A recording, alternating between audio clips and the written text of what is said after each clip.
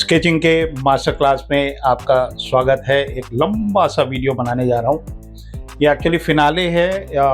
3 sketching के videos की mini series का प्लान था। आपने देखा स्केचिंग मैजिक, दूसरा था स्केचिंग सीक्रेट्स, वो आपने बहुत पसंद किया। मेरे ख्याल से अभी तक 5000 लोगों ने देख लिया उसको। ऐसे ही प्यार बनाए रखे। और स्केचिंग मास्टर क्लास में उसमें तो हमने 20 टिप दिए थे, इसके अंदर 40 सारे सीक्रेट खोल दे रहा हूँ। और ये लंबा सा वीडियो है, ये फिनाले है, पूरा देखिएगा। 3 चैप्टर में है, रुक रुक के देखिएगा बट पूरा देखिएगा। चलिए स्टार्ट करते हैं, आनंद लेते हैं। मेरा नाम है दिलीप चौबे और इसी तरह के वीडियो बनाता हूँ। और स्वागत है आपका एक नए फिनाले में। रीच्ड सेफली, ये चैप्टर 1 है। हमारे देश का संस्कार है कि जब हम कहीं पहुंचते हैं तो बता देते हैं घर वालों को कि हम सुरक्षित पहुंच गए। इस वजह से मैंने ये नाम रखा है, रीच्ड सेफली। तो स्वागत है इस लंबे से वीडियो में। ये एक फिनाले है जो कि मास्टर क्लास या स्केचिंग के सीक्रेट्स और स्केचिंग मैजिक, इस तरह के मैंने टाइटल रखे थे। तो इसके अंदर मैं आपको इतने सारे टिप्स दूंगा बिगिनर्स के लिए कि आपका दिल बिल्कुल गदगद हो जाएगा, ज्ञान के सागर में ओत-प्रोत हो जाएगा। तो ये लंबा सा वीडियो है, इसमें बहुत सारे टिप हैं, ज़रा सा भी स्किप मत करिएगा। ऐसी ऐसी चीज़ें आपसे छूट जाएंगी कि फिर आप फिर से रिपीट करना पड़ेगा। तो ध्यान से लगे रहिए। मैं ड्राइंग कर रहा हूँ। मैं बहुत ही सिंपल तरीके से ब्रेक डाउन करता हूँ, ड्राइंग को बहुत ही सिंप्लीफाई करता हूँ और उसके बाद हम इसके ऊपर हैचिंग वाले टेक्निक से और क्रॉस हैचिंग वाले टेक्निक से इसके अंदर आर्ट वर्क करूँगा। जो शैडो या जो लाइट या प्रकाश का जो प्रभाव है, तो एक एक स्ट्रोक आप बहुत ध्यान से देखिएगा। इसके अंदर बहुत सारे टिप्स मिलने वाले हैं, लाइफ चेंजिंग टिप्स भी हो सकते हैं। तो आप बहुत ही मन से देखिएगा। जो पहला एपिसोड था स्केचिंग मैजिक, वो भी अभी तक 1000-1200 लोगों ने देखा। लेकिन ये जो दूसरा वाला था, जिसका नाम हमने रखा था स्केचिंग सीक्रेट एपिसोड 2, जिसके अंदर मैंने 4 इलस्ट्रेशन किए थे, और वो अभी एकदम रिकॉर्ड तोड़ आगे बढ़ रहा। जब तक ये वीडियो कल मैं अपलोड करूँगा, तब तक वो 5000 से ऊपर व्यूज़ हो जाएंगे।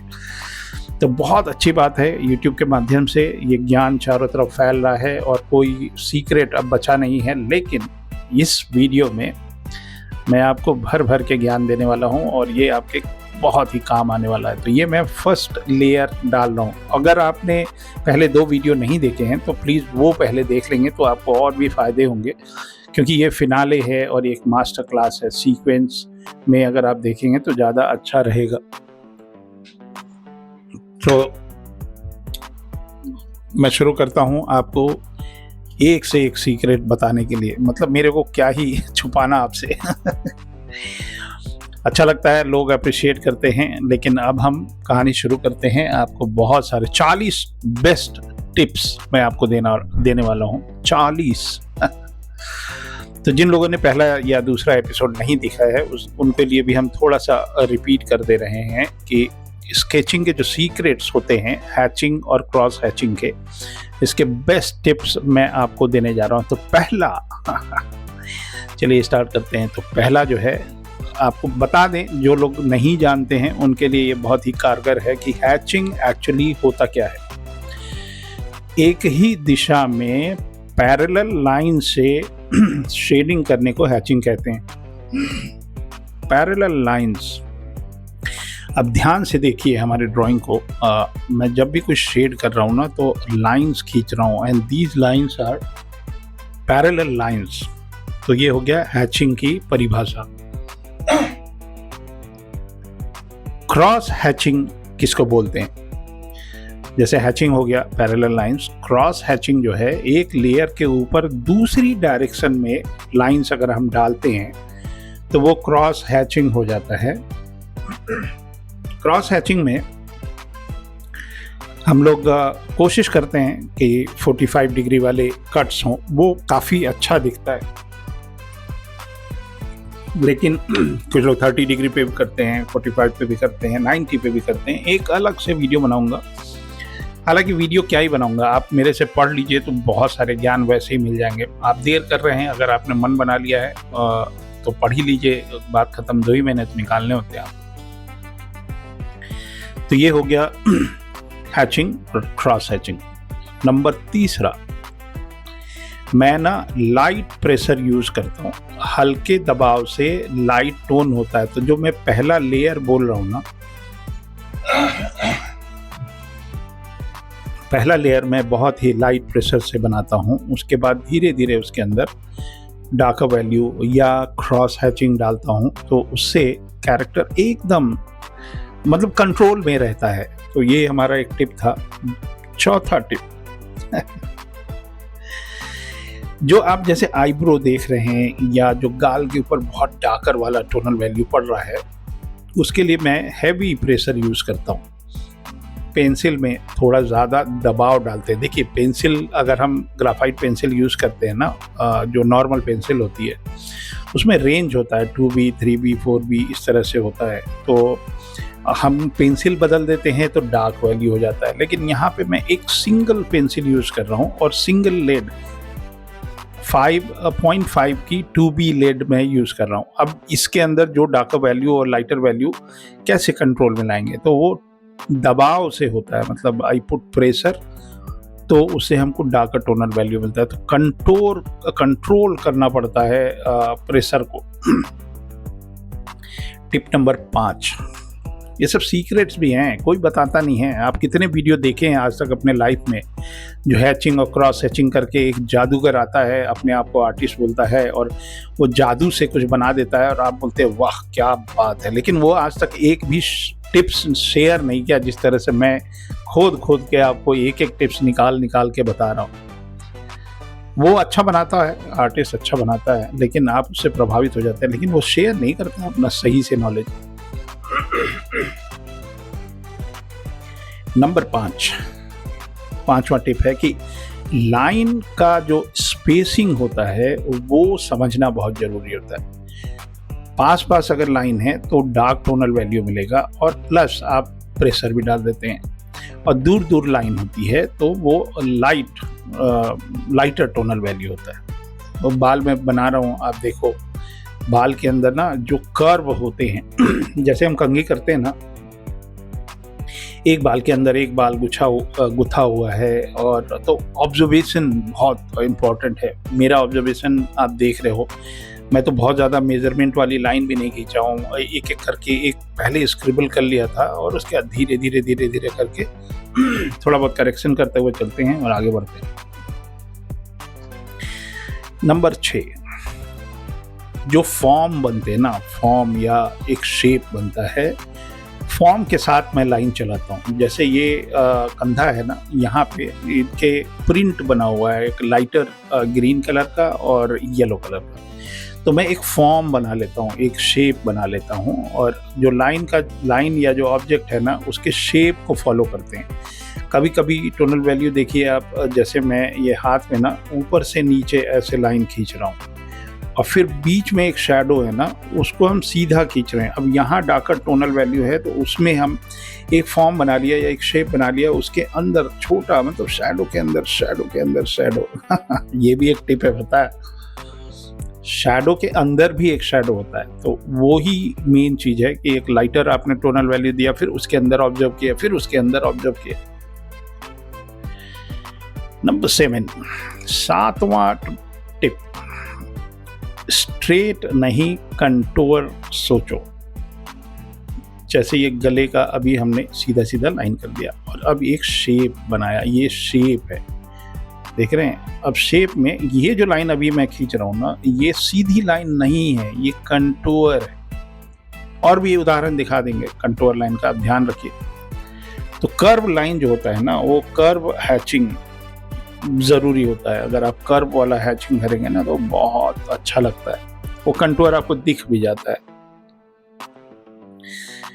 7 हो गए। 8वां टिप मैं आपको दे रहा हूं कि लाइट सोर्स को पहले डिसाइड कर लो कि भैया लाइट इधर से आ रही है तो किधर लाइट रहेगा, किधर डार्क रहेगा, किधर मिड टोन रहेगा, किधर डार्कर वैल्यू होगा। कहाँ से लाइट आ रही है पहले ये डिसाइड करने से ये फ़ायदा होता है। ये तो मैं एक फ़ोटो रेफरेंस से बना रहा हूँ, लेकिन जब मैं कॉमिक वगैरह बनाता हूँ कैरेक्टर के लिए, तो अब मैं वो इमेजिनरी होता है वो आर्ट वर्क, तो डिसाइड कर लेते हैं कि भैया लाइट इधर से आ रही है, फिर कंटूर का दिमाग एक अलग से बनाते हैं। मेरे रेगुलर फिगर ड्राइंग वाले जो स्केचेज होते हैं ना, उसके अंदर भी मैं बहुत कंटूर यूज़ करता हूँ।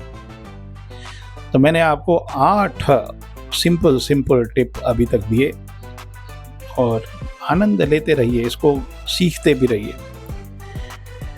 9th टिप आपको दे रहे हैं, 9 सीक्रेट नंबर 9। तो हाईलाइट एरिया जो होता है उसको खाली छोड़ दो। अभी आप बहुत जगह देख रहे हैं, जैसे गाल के ऊपर, आंख के नीचे हमने ना एक जगह अनहैच्ड एक जगह रखा हुआ है।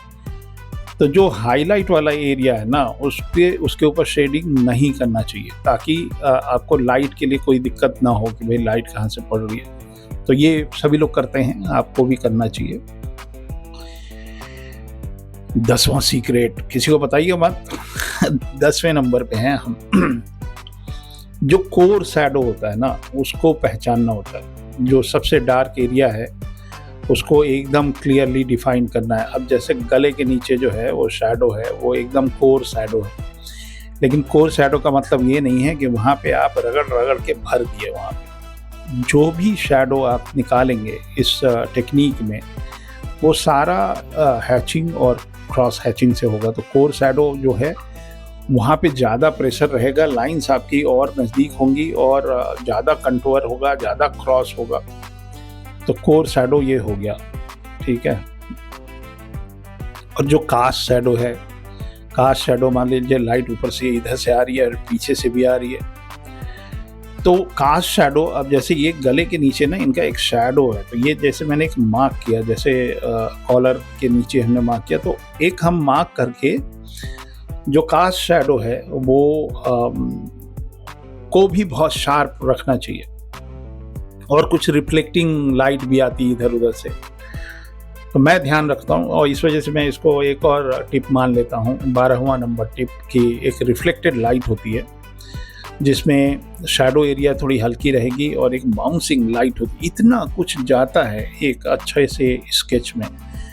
अभी तो जब हम इमेजिनरी कैरेक्टर बनाते हैं, कोई सुपर हीरो बना रहे हैं या कोई कॉमिक का पेज है, जैसे मैं वो 30 ग्रेट वॉरियर्स वाला सीरीज़ बना रहा हूँ, तो हमारे पास वॉरियर का कोई फ़ोटो तो है नहीं, तो मुझे अपने मन से बनाना पड़ता है।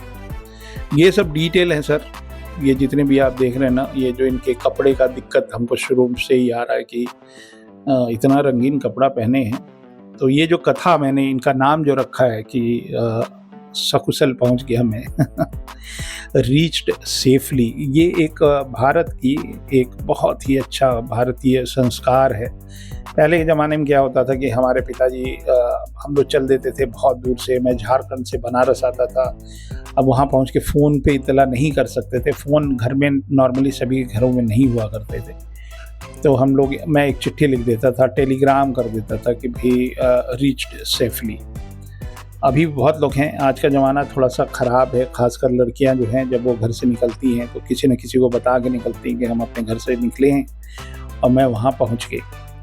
तो पहुँचने के बाद इत्तला ज़रूर किया करिए, क्योंकि आपके जो प्रियजन हैं, जो आपसे प्रेम करते हैं, उनको चिंता रहती है कि आप सही सलामत पहुँचे कि नहीं। तो आज भी वैसे देहरादून से सूर्यकांत आए हैं, तो उतरते ही मैंने बोला कि घर पहले फ़ोन कर दिया कि नहीं कि मैं पहुँच गया। तो मैं करता हूँ, अभी करता हूँ, तो तुरंत बता दिया करिए सभी लोग, तो उससे एक चिंता नहीं रहती है। तो ये एक हमारा देश का संस्कार है, वो भी ज्ञान मैंने आपको दे दिया। इस वजह से मैंने सोचा कि इसका टाइटल ये रखना चाहिए कि ये बंदा जो है फ़ोन पे चारबाग रेलवे स्टेशन या लखनऊ पहुंच के ये फ़ोन करके अपने घर वालों को बता रहा है कि मैं सही सलामत पहुंच गया। तो ये संस्कार थे हमारे देश के, और जो बुज़ुर्ग होते हैं वो, उनको आपकी चिंता रहती है। तो जितने भी जेन ज़ी के बच्चे हैं और अल्फ़ा के बच्चे हैं, सबको मैं ज्ञान दे देता हूँ कि आपके प्रियजन जो हैं आपका सही सलामती का दुआ रखते हैं। तो आप जब भी पहुंचा करिए, रीच्ड सेफली का एक SMS डाल दीजिए, व्हाट्सएप पे मैसेज कर दीजिए या फ़ोन करके बता दीजिए। Tip number 13, layer by layer काम करिए। मैं लेयर बाय लेयर काम करने का मतलब ये है कि शुरुआत में ही डार्क पे मत जाइए। देखिए ये मैं कंटूर वाला शेडिंग कर रहा हूँ और अभी एक पहला लेयर बना रहा हूँ।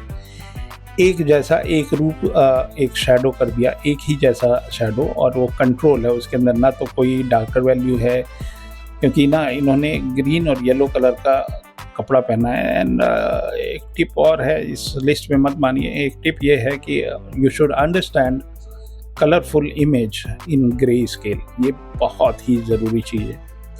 तो अब येलो से ग्रे स्केल में ग्रीन जो है वो डार्कर है, तो वहाँ पे जो हमारी हैचिंग है वो हम रिपीट क्रॉस नहीं कर रहे हैं, रिपीट कर रहे हैं, पैरेलल लाइंस बना रहे हैं। तो लेयर बाय लेयर काम करिए। मतलब एक ही लेयर है जो एक तरह का, जितना भी ग्रीन है ना वो हर जगह पे हमने same tonal value, same kind of lines, same kind of thickness ये हमने डाल दिया, ताकि ये कलर का भी एक इल्यूजन आ जाए और वो ग्रीन का भी इल्यूजन आ जाए और फोल्ड भी आ जाए। तो डार्क वाला जो लाइन है ना, डार्क वाले टोनल वैल्यू पे तुरंत मत जाया करिए और धीरे धीरे बिल्ड करिए टोनल वैल्यू। तो ये हमारा एक इम्पॉर्टेंट टेक्निक है लेयर बाय लेयर का। 14वां टिप ये है कि ओवर वर्किंग से बचिए।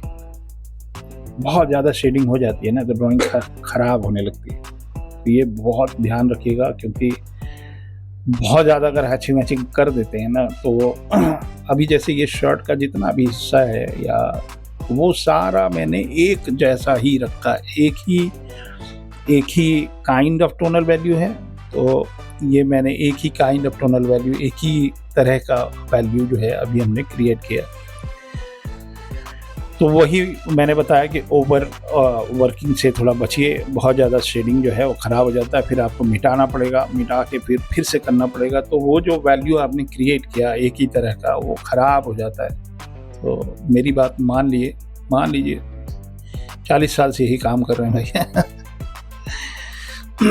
एक पॉजिटिव वाला टिप दे रहा हूँ जिसको हम कॉन्फिडेंस वाला बोलते हैं। कॉन्फिडेंट स्ट्रोक रखने से ना, अगर आपकी शेकी लाइन है, एकदम बिल्कुल थरथराती हुई, कांपती हुई सांप जैसी लाइन खींच रहे हैं, तो वो आपकी ड्राइंग को बहुत वीक बना देते, वो अच्छा नहीं लगता, स्ट्रॉन्ग नहीं लगता। जिम ली के जब स्ट्रोक देखेंगे ना, यू कैन सी कि कितना स्ट्रॉन्ग वाली हैचिंग है, एकदम टाइट। तो डर के नहीं खींचना है। कॉन्फिडेंट स्ट्रोक अगर आपके रहेंगे ना तो काफ़ी अच्छा। हाँ, ड्राइंग इज़ द की। अगर ड्राइंग सही है तो हैचिंग सही है। अगर आप ड्राइंग सही नहीं किए हैं तो हैचिंग चाहे जितनी मेहनत कर लीजिए वो अच्छा नहीं लगता। और जैसा कि मैंने बोला कि मैं इग्नोर करता हूँ या अवॉइड करता हूँ इरेज़र, बट ये जो शर्ट के ऊपर एक वाइट येलो की एक पट्टी थी, I use eraser to remove that grey tonal value. एक टिप है 16 नंबर का जो कि आपके लिए बहुत उपयोगी होगा। वो ये है कि कलाई से हम नहीं कर रहे हैं, ये जो रिस्ट होता है ना उससे हैचिंग नहीं कर रहे हैं, हम आर्म से कर रहे हैं। अपना जो हाथ है ना, कोहनी वाला जो पार्ट है, आई यूज़ दैट जब बड़े स्ट्रोक्स लेते हैं ना। और छोटे स्ट्रोक जो एकदम छोटे वाले हैं वो मैं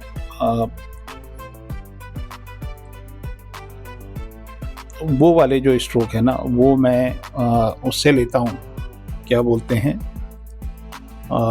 छोटे अपने हाथ से।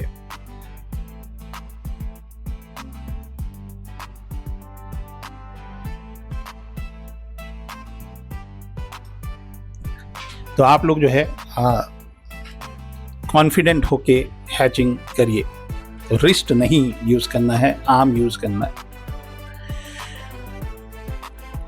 एक और टिप देते हैं नंबर 17 कि ये जब हम हैच कर रहे हैं ना तो बहुत लोग देखे होंगे आपने, हालांकि मैं जब पढ़ाता हूँ पहले दिन तो उनको मैं बताता हूँ कि जो हैचिंग की जो लाइंस होती है ना वो सेम, ज़रूरी नहीं है कि सेम हाइट सेम साइज़ की लाइन हो। लाइन जो है वो कहीं छोटी हो सकती है, कहीं बड़ी हो सकती है। और उससे ना थोड़ा सा नेचुरल वेरिएशन आता है। अभी जैसे मैं कर रहा हूँ ना, तो आपको लग रहा होगा कि सारी लाइन मैं एक बराबर कर रहा हूँ, ऐसा नहीं है। कहीं छोटे कर रहा हूँ, कहीं बड़े कर रहा हूँ।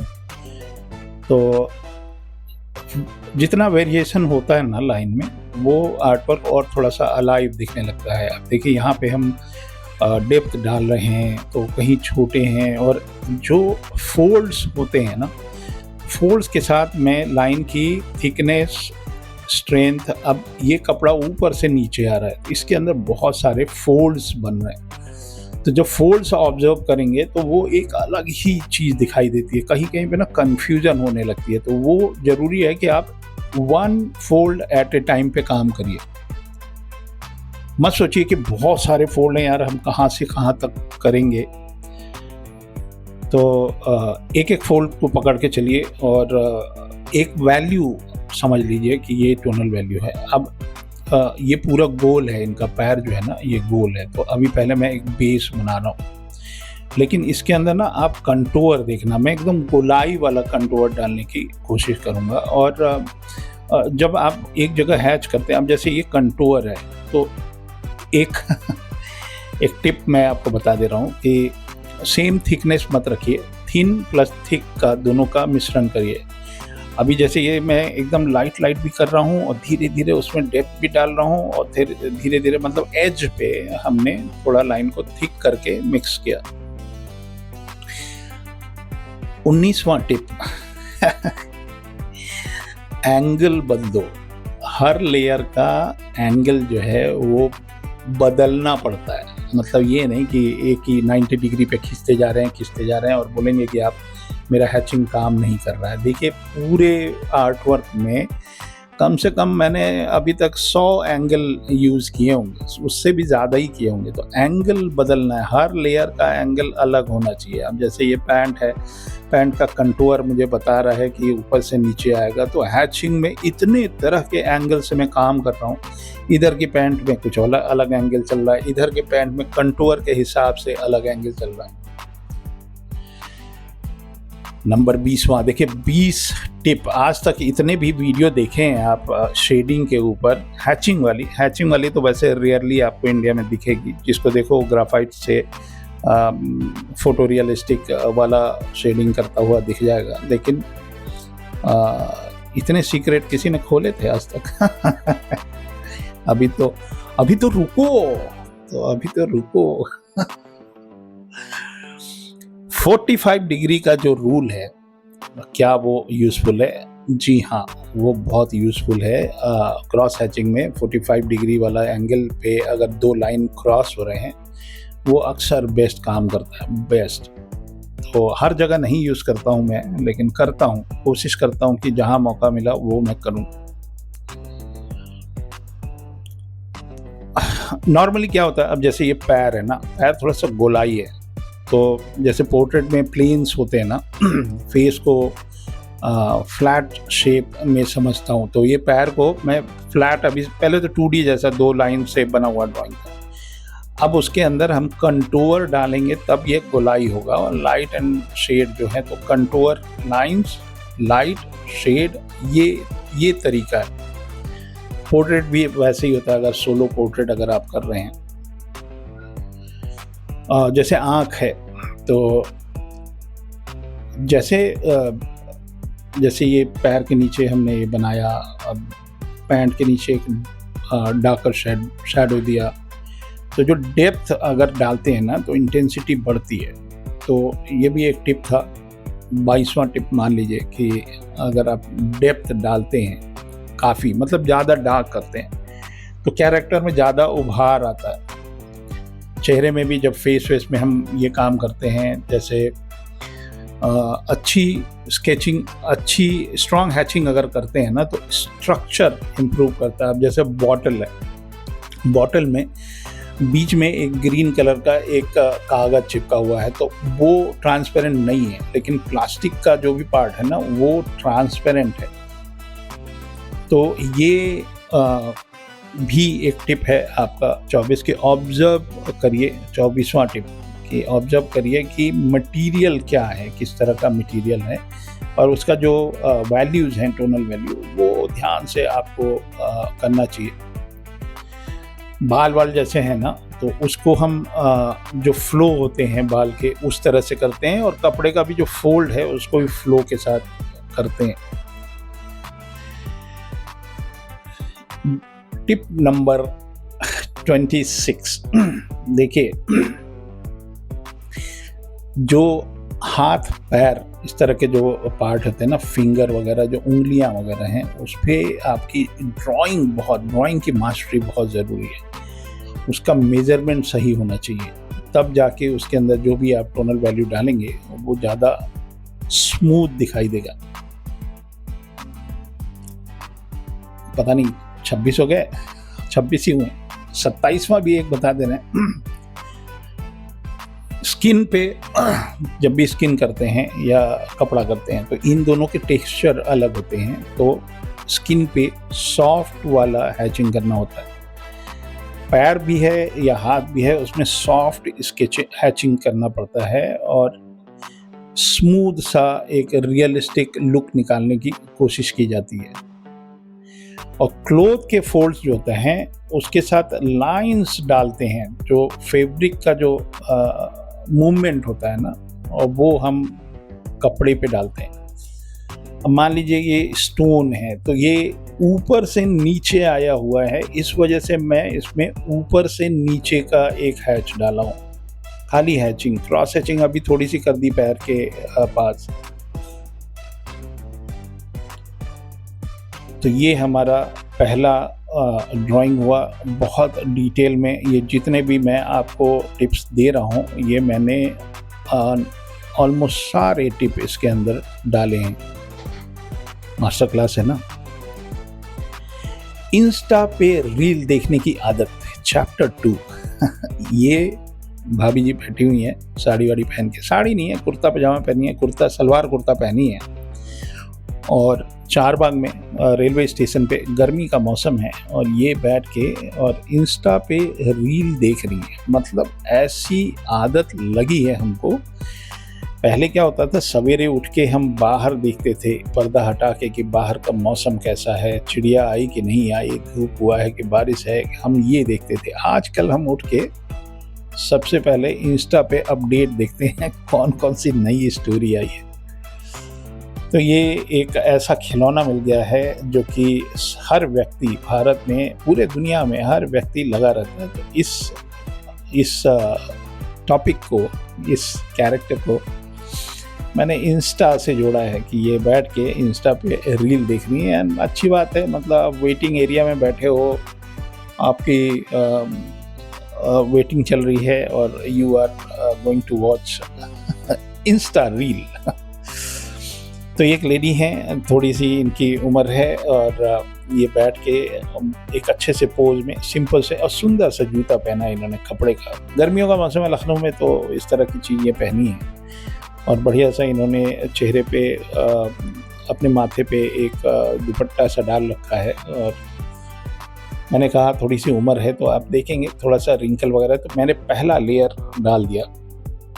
और टिप नंबर 27 भी बता दे रहे हैं, फिर से रिपीट कर देना, ताकि स्किन पे हम बहुत सॉफ्ट वाली हैचिंग करते हैं, लेकिन इनकी लाइट जो है ना वो इनके राइट से आ रही है, नहीं इनके लेफ्ट से आ रही है, तो चेहरे पे एक शैडो है, स्ट्रॉन्ग शैडो। तो even though it's a harsh and darker shadow, but मैंने तभी भी इस पे ना सॉफ्ट वाली हैचिंग कर रहा हूँ, इससे स्मूथ रियलिस्टिक लुक दिखता है। टिप नंबर 28, अभी जब मैं कपड़े बनाऊंगा तो कपड़े के एक फोल्ड्स होते हैं, फोल्ड में आपको एक तो एकदम कोर शैडो वाली एक लाइन दिखाई देगी कि एक लाइन इधर से उधर जा रही है, लेकिन उसको मर्ज करना पड़ता है। वो जो एज है ना वो एकदम से काला काला कर, बहुत लोग करते हैं वहीं पे, जैसे ये गाल पे जो हमने एक लाइन दी है ना, ये एकदम सिंगल लाइन छोड़ देंगे क्योंकि वो आईब्रो वाली लाइन नहीं है, वो स्किन वाली लाइन है। तो that one I need to smudge कैसे करेंगे? हैचिंग से, घिसाई वाली टेक्निक से नहीं करेंगे। हैचिंग जो है ना, ये बहुत इम्पॉर्टेंट चीज़ है, बहुत ही इम्पॉर्टेंट। अगर आप कॉमिक इलस्ट्रेशन वगैरह आगे मैं बताता हूँ आपको कि हम एक्चुअली कहाँ कहाँ इसको यूज़ करते हैं। यहाँ पे हल्के से बाल हैं तो बाल है या दाढ़ी है, ये जो होता है ना, इनको हम ब्रोकन स्ट्रोक्स बोलते हैं। इसको तोड़ तोड़ के वो वाले स्ट्रोक्स डालते हैं। स्किन वाले हम सॉफ्ट रखते हैं। और कपड़े के फोल्ड जो हैं तो एक फैब्रिक के जो मूवमेंट मान लीजिए उसके हिसाब से बनते हैं। तो और जो मेटल है उसके शार्प कंट्रास्ट जो होते हैं ना, हार्ड या डार्क लाइट कंट्रास्ट जो होता है, ये हम यूज़ करते हैं। तो ये 4 टिप हैं। एक और टिप इसी में डाल देते हैं। वुड का टेक्सचर जो है हम थोड़ा इरेगुलर रखते हैं, या जो स्टोन है जो फर्श पे ये बैठी हैं उसका टोनल वैल्यू अलग रहेगा। तो ये सब टेक्सचर के लिए है। बैकग्राउंड लाइट रखते हैं ताकि मेन सब्जेक्ट थोड़ा सा पॉप होता है। तो ये मैंने 4-5 टिप एक ही साथ दे दिया आपको। जो नेचुरल चीज़ें हैं, मतलब ह्यूमन के अलावा, उनके टेक्सचर जो है हम थोड़े से ब्रोकन स्ट्रोक में रखते हैं। 31वां टिप ये है कि जो टोनल वैल्यू है कपड़े में, अब इन्होंने वाइट कलर की साड़ी तो पहनी नहीं है, ये दुपट्टा इनका वाइट कलर का तो है नहीं। अब ये मेन कलर इसमें रेड है और डार्क ब्लू है। तो इनको हम टोनल वैल्यू में अगर देखते हैं तो स्किन का जो कलर है उससे ये कपड़े का कलर डार्क है। If you observe this in grey scale तो डार्क है। तो स्किन का कलर से ज़्यादा आपको डार्कर टोनल वैल्यू कपड़े में डालना पड़ेगा, तब जाके स्किन पे पड़ने वाला जो लाइट है वो पॉप आउट होगा।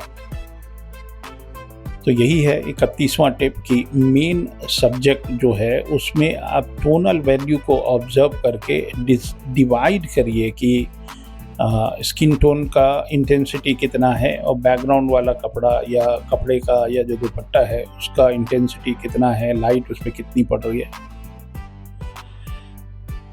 टिप नंबर 32, डेप्थ क्रिएट करने का जो इजीएस्ट फंडा है। अभी मैं क्या करने वाला हूँ कि देखिए, स्किन टोन हो गया हमारा। ये जो हाथ है ना, हाथ पे बहुत ब्राइट लाइट आ रही है और स्किन से ज़्यादा ब्राइट, जहाँ पे चूड़ी बनी हुई है ना वहाँ पे ब्राइट है, पीछे डार्क है। तो एक तरह से यही हुआ कि हम डेप्थ क्रिएट कर रहे हैं। जितना ज़्यादा डार्कर हैचिंग होता जाएगा उतना ज़्यादा जो लाइटर वाला हैचिंग है वो पॉप आउट होने लगेगा।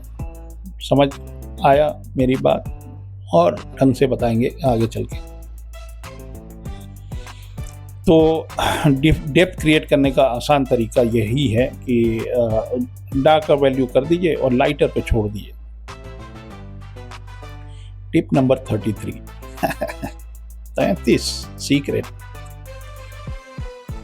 जो फोकल पॉइंट है जहाँ पे मेन आपको दिखाना है। ये तो अब मैं तो सारी जगहों पे इस पे काम करने वाला हूँ, लेकिन जब हम इलस्ट्रेशन में ये टेक्निक यूज़ करते हैं तो जो फोकल पॉइंट है उसके डिटेल को बढ़ा देते हैं और बाकी जगहों की डिटेल थोड़े से कम कर देते हैं। अब जैसे चेहरे पे मैं बहुत डिटेल कर रहा हूँ, शायद हाथ पे उतना नहीं करूँगा, तो हमारी नज़र डिटेल वाले पार्ट पे जाएगी। तो फोकल पॉइंट होता है ना, उसमें हमको थोड़ा डिटेल करना पड़ता है। टिप नंबर 34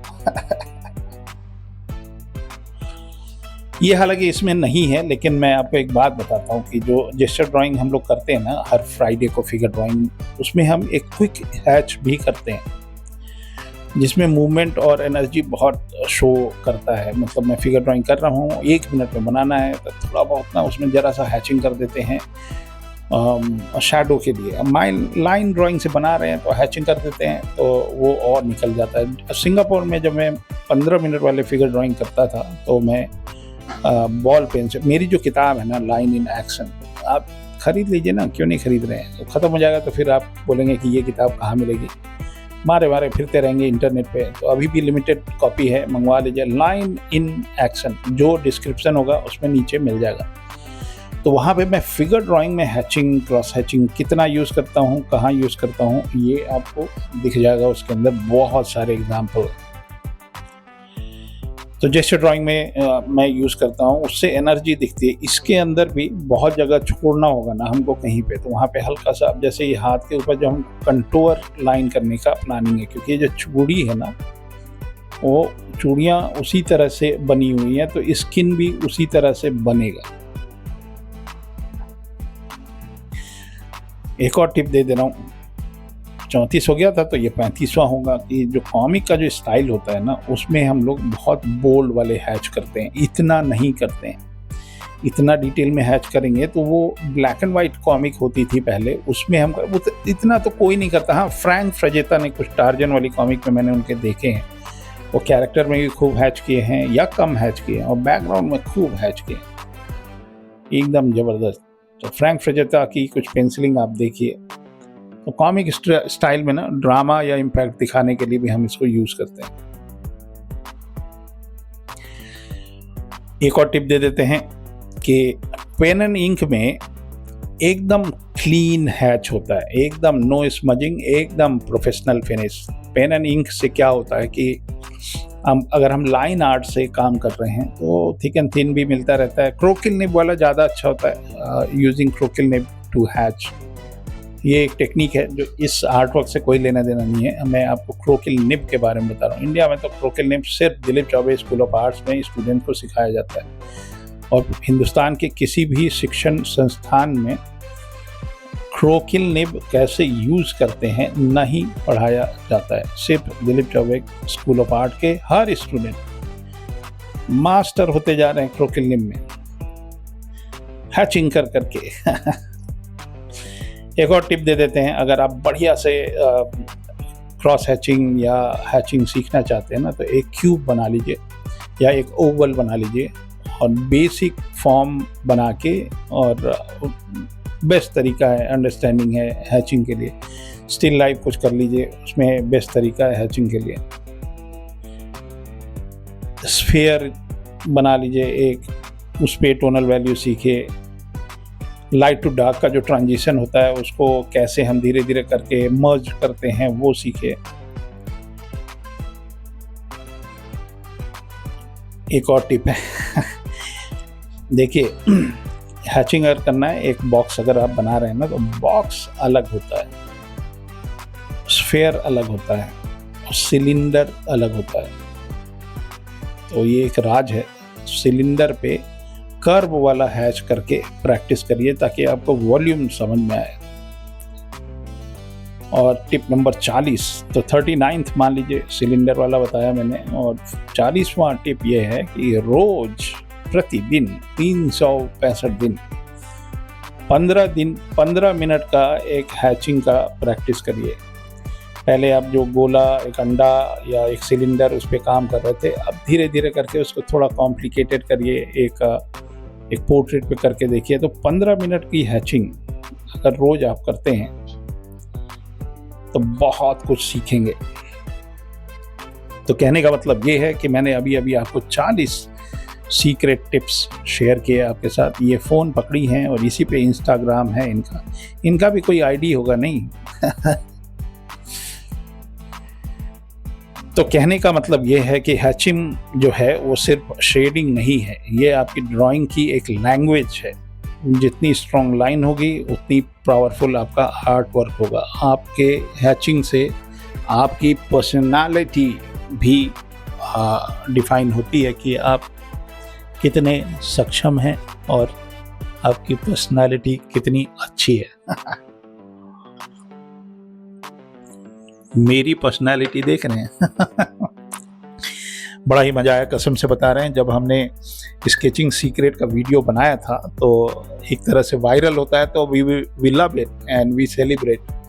तो यूट्यूब पे वो जब वीडियो नंबर 1 पे ट्रेंडिंग होने लगा, मेरे यूट्यूब पे नंबर 1 हो रहा था, मतलब सारे यूट्यूब पे नहीं तो वो पटाखे फूटते हैं, तो हम लोग को लगता है कि अरे वाह, मेहनत जो है वो सफल हो गई, और तुरंत वो बता देते हैं कि इस समय आपका नंबर 1 देखा जाने वाला वीडियो है स्केचिंग सीक्रेट। लेकिन वो हमारा दूसरा वीडियो था इस मिनी सीरीज़ का, ये है तीसरा और फिनाले है।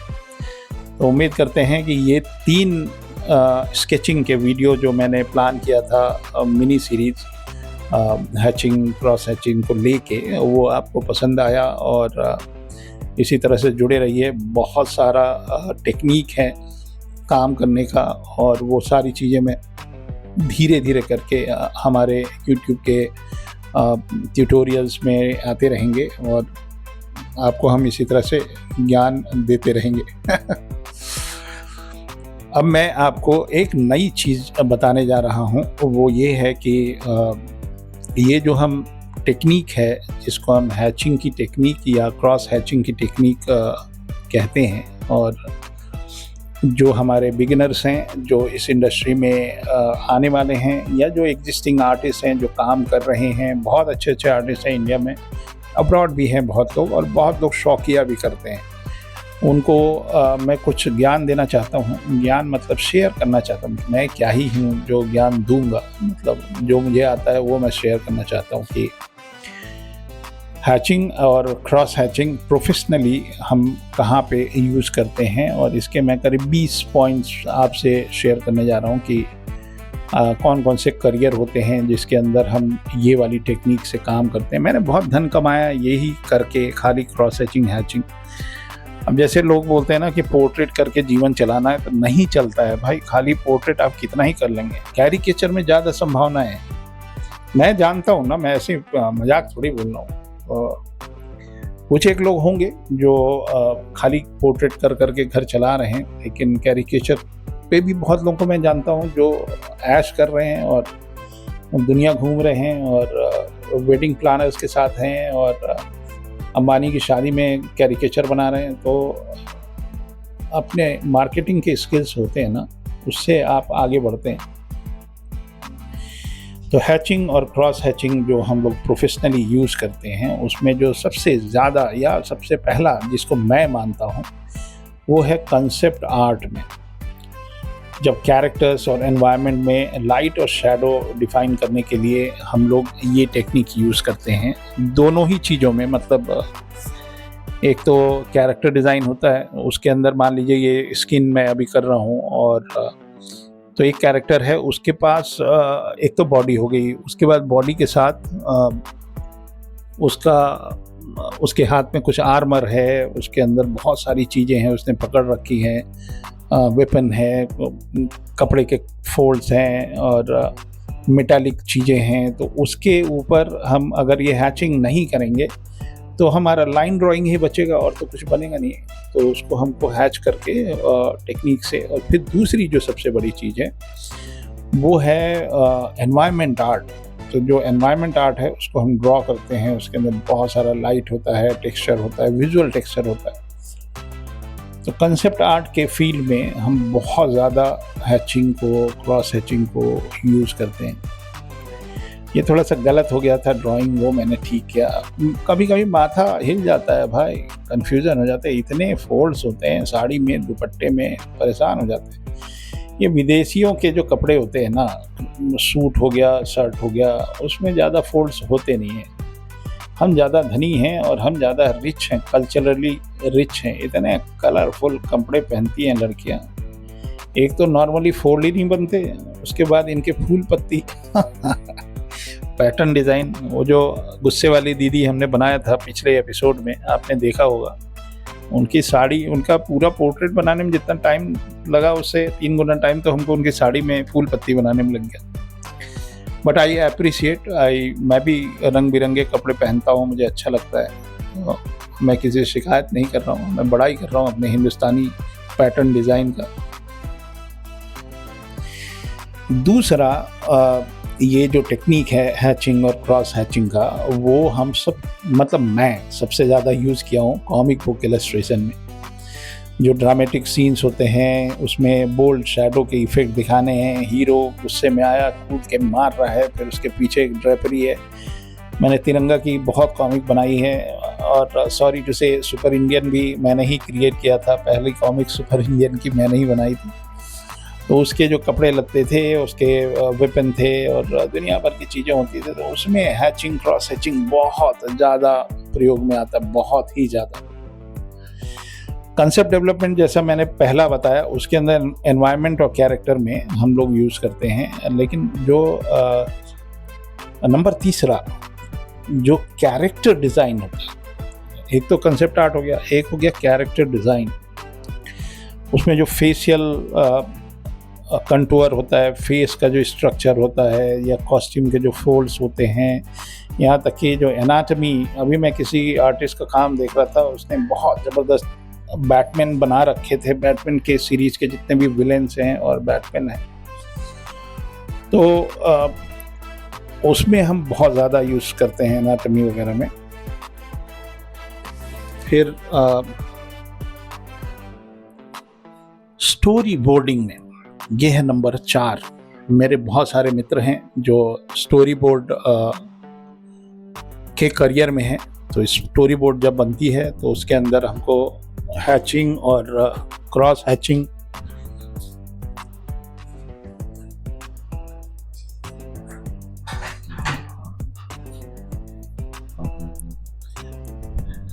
तो स्टोरी बोर्डिंग में काफ़ी हमको इसकी ज़रूरत होती है। और उसमें भी लाइट को दिखाने के लिए, लाइट और शैडो और इस तरह की चीज़ों को दिखाने के लिए क्विक रीडेबल स्केचेस और मूड को स्टेबलिश करने के लिए हम कहीं कहीं पे यूज़ करते हैं। खाली लाइन ड्राइंग से अच्छा नहीं लगता एक कंपोजिशन। तो फिर एनिमेशन के प्री प्रोडक्शन में नंबर 5, मैं देख रहा हूँ बहुत सालों से, पिछले 40 सालों से देख रहा हूँ हिंदुस्तान में एक स्कैम चल रहा है in the name of animation.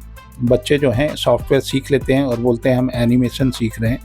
हमारे देश में जिस शहर में आप एनिमेशन सीख रहे हो, क्या वहाँ पे कोई एनिमेशन स्टूडियो है? पहले तो ये पता कर लीजिए कि एनिमेशन स्टूडियो, आप एनिमेशन की पढ़ाई करके ग्राफिक डिज़ाइनर नहीं बन सकते भाई। अगर आप एनिमेशन पढ़ने जा रहे हो तो एनिमेटर बनिए, एनिमेशन बनाना सीखिए, कैरेक्टर को मूव कराना नहीं, फिल्म बनाना complete, pre to post production. जब पूरी मूवी बन जाए जिसके अंदर कहानी लिखना, अब शुरुआत होती कहानी से, कंसेप्ट आर्ट, कैरेक्टर डिज़ाइन से, उसके बाद स्टोरी बोर्डिंग से, फिर ये पढ़ाई होती है। बेसिक 2D एनिमेशन आपको सीखना ही पड़ेगा। एनिमेशन का मतलब 3D सीधे सॉफ्टवेयर सीख के आप चले जा रहे हो, ये एक स्कैम है, बच के रहिएगा आप भी।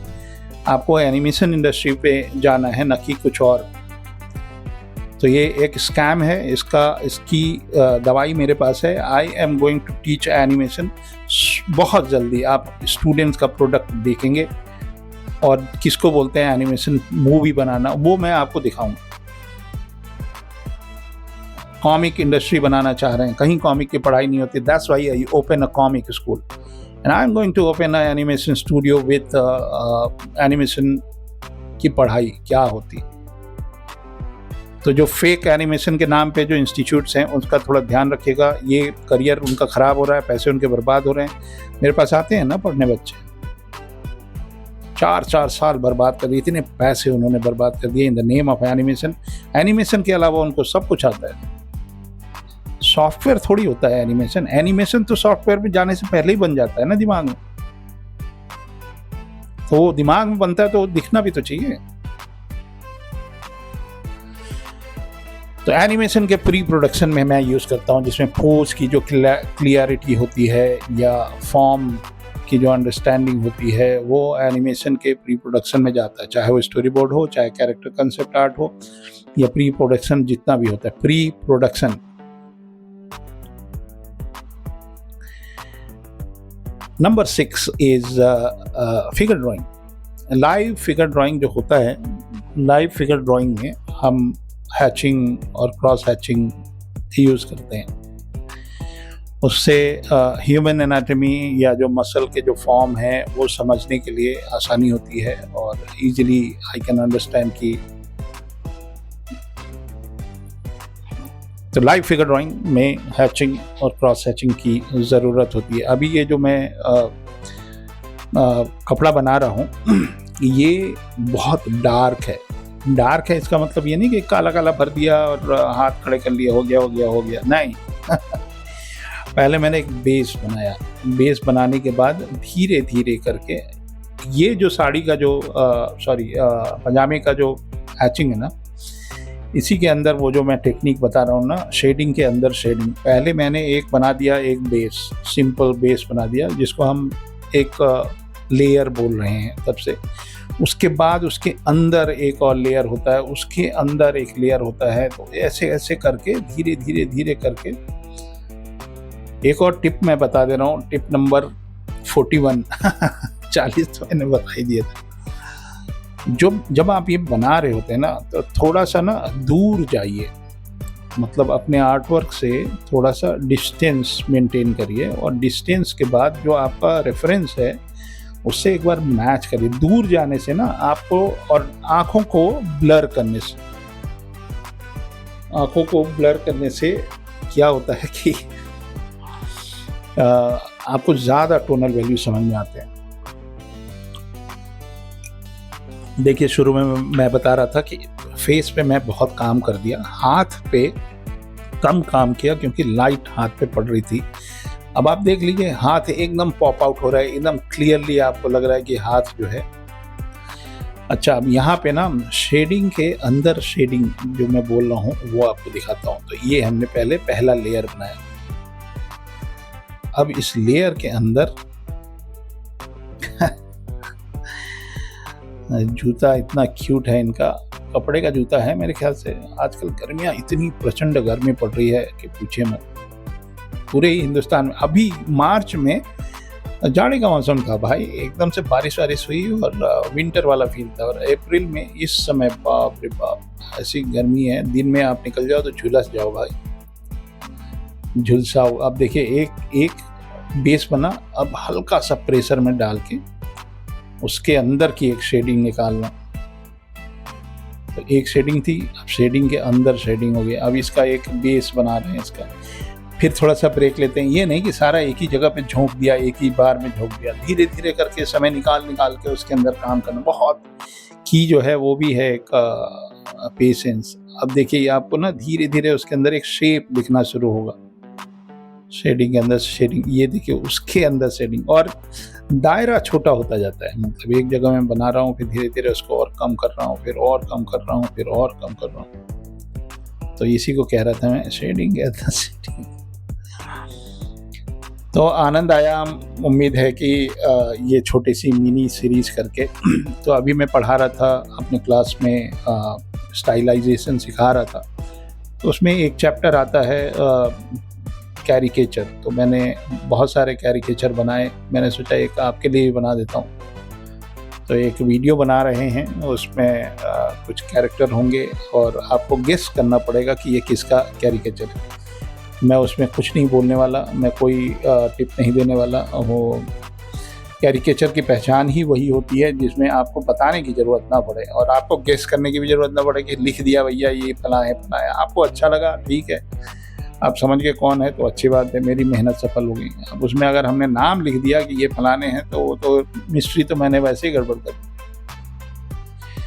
तो ये जूते में टोनल वैल्यू भी है और एक पैटर्न डिज़ाइन है, मतलब एक स्ट्राइप्स टाइप का कुछ बना हुआ है उसके अंदर।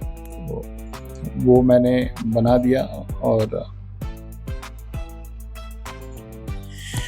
वीडियो लंबा हो गया है, उसके लिए क्षमा प्रार्थी हूँ।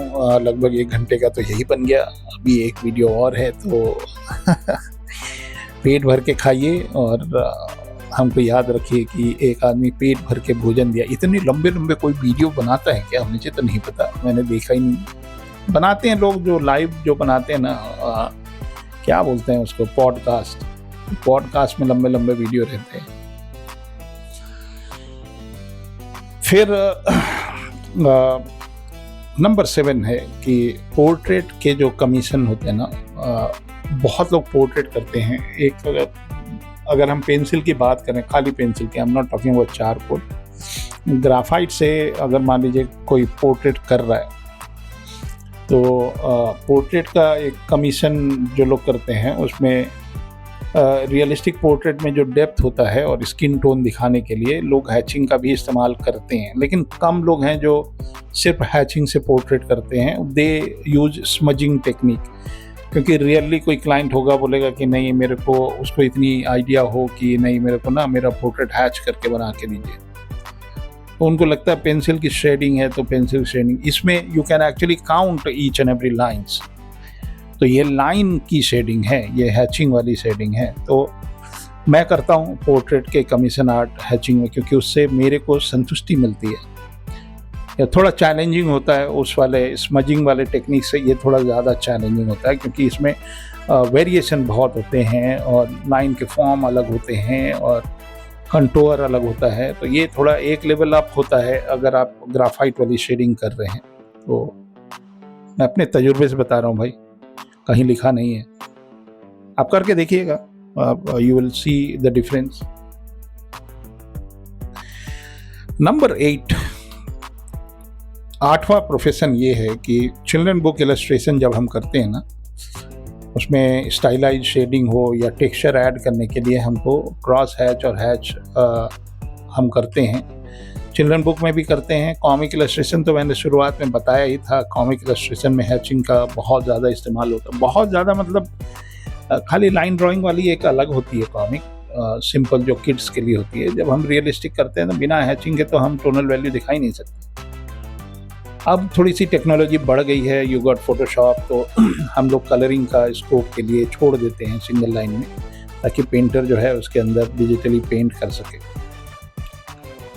But hatching is a tool for children book illustration and the artist जो children book पे काम करते हैं।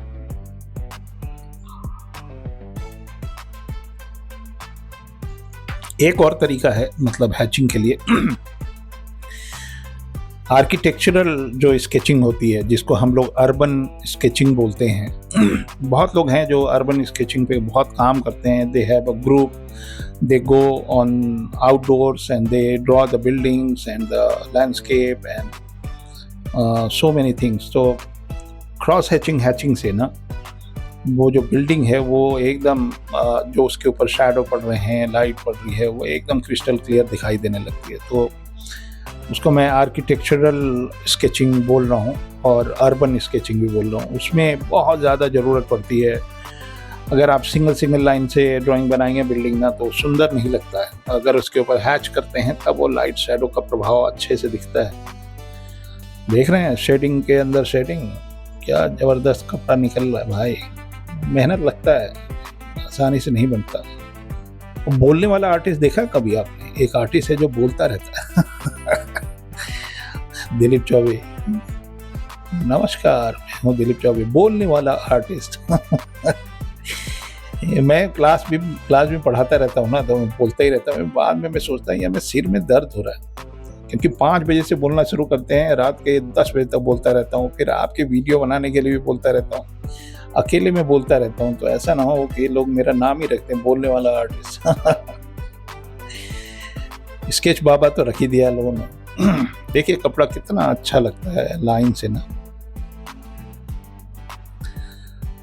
फिर एक और भी चीज़ है जिसको हम मान लीजिए नंबर 10 मान लीजिए प्रोडक्ट डिज़ाइन है। प्रोडक्ट डिज़ाइन में कोई इंडस्ट्रियल ऑब्जेक्ट है या कोई वॉल्यूम है, उसके मटेरियल को हमको दिखाना है। एक कंपनी थी दिल्ली में, अवतारा।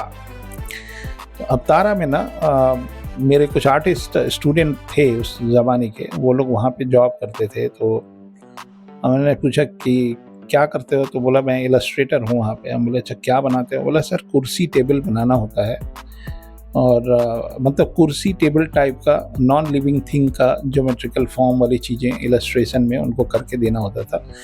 कोई किताब नहीं होती है साइंस की, मैथ्स की, फिजिक्स की, इस तरह की किताब, तो उसमें वो लोग ये मैकेनिकल ड्राइंग किया करते थे और इलस्ट्रेटर पे वेक्टर आर्ट उनको ट्रेस करना पड़ता था। तो एक दिन ऐसी बात हो रही थी, तो बोला सर आई मिस हैचिंग। हम बोले उसमें भी तो कर सकते हो? तो बोला नहीं करते तो हैं। तो तब मेरे को पता चला कि प्रोडक्ट डिज़ाइन के भी जो स्केच, मैं उसको प्रोडक्ट डिज़ाइन बोल रहा हूँ, बट उसमें भी हमको ज़रूरत पड़ती है कहीं कहीं। अब ये जूते पे जो हम कर रहे हैं ये एक पहले बेस बना लिया था एक लेयर, और फिर ये लाइन में कर दिया। थोड़ा वीडियो कट गया अरे कितना ही देखेंगे भाई, चलिए आगे बढ़ते हैं। एक मेरा बहुत ही पसंदीदा एक फील्ड है, अगर मैं कॉमिक इलस्ट्रेटर ना होता तो शायद मैं फैशन डिज़ाइन में जाता, निफ्ट की पढ़ाई करता। तो फैशन इलस्ट्रेशन जो होते हैं उसमें हम हैचिंग क्रॉस हैचिंग की ज़रूरत हमें महसूस होती है। तो मैं जो पढ़ाता हूँ 2 महीने की, वो पढ़ाई अगर आप NID में जा रहे हैं तो भी उतना ही कारगर है, या निफ्ट में जा रहे हैं तो भी उतना ही कारगर है, BDES में जा रहे हैं उसमें भी उतना ही कारगर। तो हमारे जो बेसिक फाउंडेशन वाली जो क्लासेज हैं ना, वो फैशन इलस्ट्रेशन में भी वही ज़रूरी चीज़ें हैं, जैसे क्लोथ के फोल्ड हो गए, फैब्रिक के टेक्सचर हो गए, या जो गारमेंट होते हैं उनके फ्लो दिखाने के लिए हम हैचिंग और क्रॉस हैचिंग को यूज़ करते हैं। तो ये ऑलमोस्ट हमारा बन गया है। एक इनके जो स्टेयर्स हैं जिसके ऊपर ये बैठी हैं, मार्बल के टाइल्स लग रहे हैं। मार्बल जैसा है, मार्बल तो नहीं है ये, स्टेशन पे इतना मार्बल हमारे देश में लगा नहीं है, लेकिन सिंगापुर के एक मेट्रो स्टेशन पे ज़बरदस्त मार्बल और टाइल्स लगे, इतना खूबसूरत लगता है। एक दिन मैं गया वहाँ पे, एक स्टेशन बन रहा था, सुंदर सुंदर टाइल लगे थे बड़े बड़े। मैं जाके उसको देखा तो पता चला नाम लिखा था कजारिया टाइल्स। धन्य है भारत माता, क्योंकि कजारिया टाइल्स जो हैं वो भारत की मिट्टी से बना है और सिंगापुर को सुंदरता प्रदान कर रहा था। तो खूब प्राउड फील हुआ। चलिए एक हस्ताक्षर कर देते हैं और ये हमारा कंप्लीट होता है। तो ये इंस्टा रील देखती हुई एक महिला,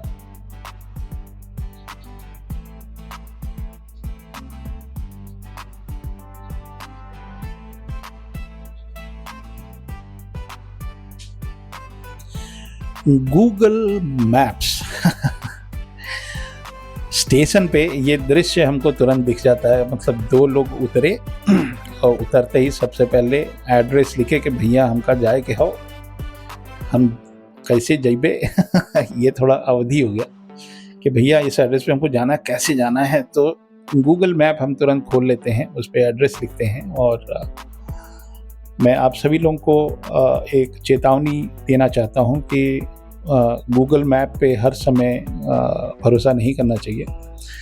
सीधा सीधा रास्ता दिखा रहा है लेकिन ऐसा घुमा देता है बीच में चक्कर घिन्नी की तरह कि आप फंस जाते हैं। एक दिन रवि जो हैं कहीं जा रहे थे गाड़ी से, तो गूगल मैप के सहारे, रवि जो हमारे ये सारे वीडियो कंपाइल कर रहे हैं, तो रवि गए एक जगह, तो गूगल मैप ने बताया कि आपका फाइनल डेस्टिनेशन जो है आपके लेफ़्ट साइड में है, और वहाँ पे एक कब्रिस्तान था बात तो सही थी हालांकि कि आपका फाइनल डेस्टिनेशन जो है, तो गूगल मैप ने बहुत धोखा दिया है। आप सभी को बता दें, सड़क टूटी रहती है और जानबूझ के में उसी में घुसा देता है। तो पहले जब पुराने ज़माने में जब हमारे पापा एम्बेसडर से हम लोग को ले जाया करते थे, तो खड़े होके कहीं पूछ लेते थे कि भैया हमको इधर जाना है, कैसे जाएं तो बिना गूगल मैप के भी एक दुनिया थी भाई, बट यंगर जनरेशन है वो उतरते ही गूगल मैप पे चेक करती है कि जाना कहाँ है। तो मैंने ये 2 कैरेक्टर्स देखे स्टेशन के बाहर। They reach to a new city and they are looking at Google Map। तो हालांकि देखिए मैं वहीं पे था, लखनऊ का बासिंदा हूँ, लखनऊ में रहता हूँ, लखनऊ को मैं बचपन से जान रहा हूँ, लखनऊ की एक सड़क हमको पता है। लेकिन ये बंदे हमसे भी तो पूछ सकते थे कि चौबे जी बताइए ये जाना कैसे है। हम बता देते हैं कि सड़क के उस तरफ जाइए, कैसर बाग के ऑटो में बैठिए और वहाँ से चले जाइए, टूटे पैसे रखिएगा लखनऊ में खुले पैसे नहीं बोलते हैं, कीप द चेंज भी नहीं बोलते हैं, टूटे रख लो ये बोलते हैं, टूटे पैसे। तो ये 2 कैरेक्टर हैं। पहले drawing is the key. Drawing को ना बहुत अच्छे से बनाइए। और मैंने एक रफ मेजरमेंट लिया है। वो जो ड्राइंग हमने पहले अंडर लेयर बनाई है ना, वो फाइनल नहीं है, बेकार सी ड्राइंग है, but I need to do correction. हाथ के हाथ मुझे करेक्शन करते रहना है। तो आनंद लीजिए, ये एक फिनाले वीडियो है जिसके अंदर मैंने स्केचिंग के सीक्रेट्स के ऊपर बहुत सारा ज्ञान दिया आपको, जो भी हमको आता था।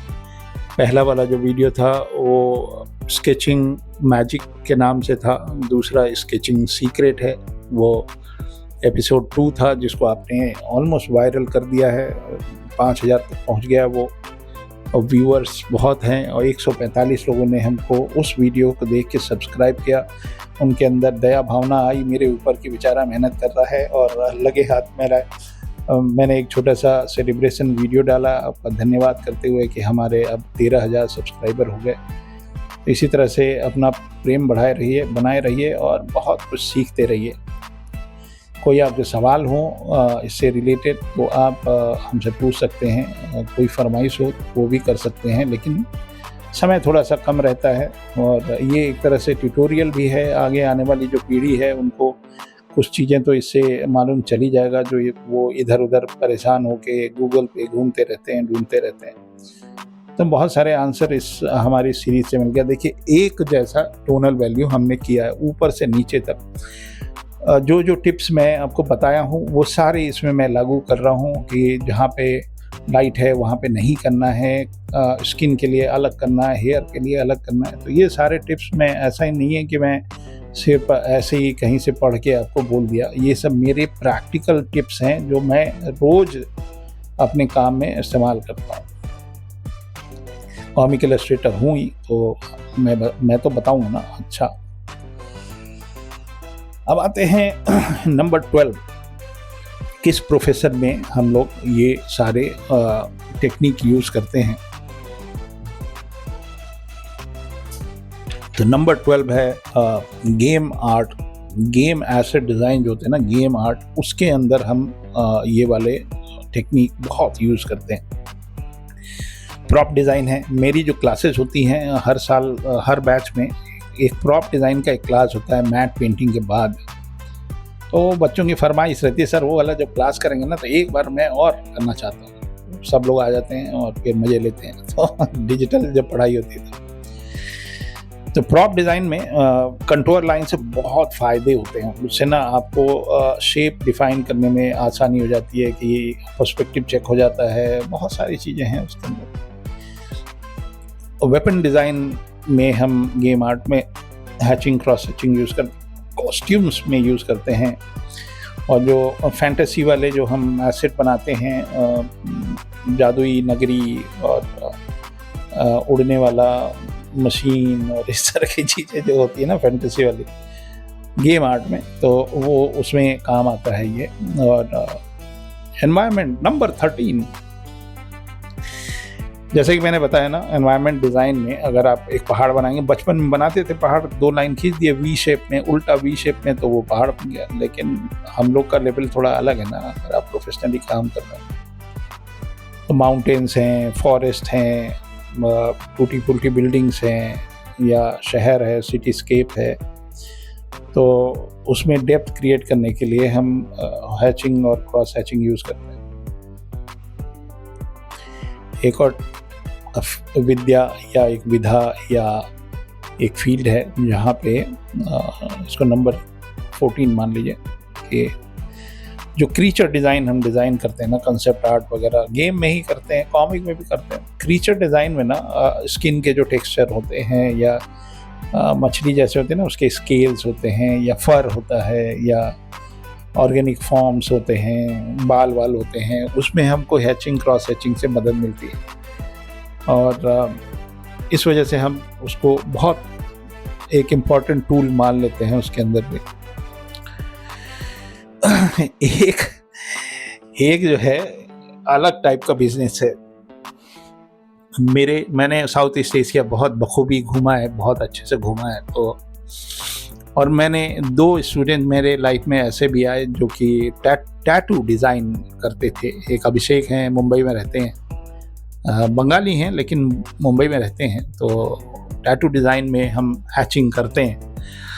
जो ब्लैक और ग्रे की जो शेडिंग होती है ना, या ग्रीन कभी कभी आपने देखा होगा, तो उसमें ड्रैगन वगैरह। तो मैं थाईलैंड गया तो थाईलैंड में ये वाला आर्टिस्टिक स्किल देख के हिल गया भाई। मतलब क्या ही पेंटिंग करते हैं, पूरी बॉडी पे पेंट कर देते हैं कलरफुल।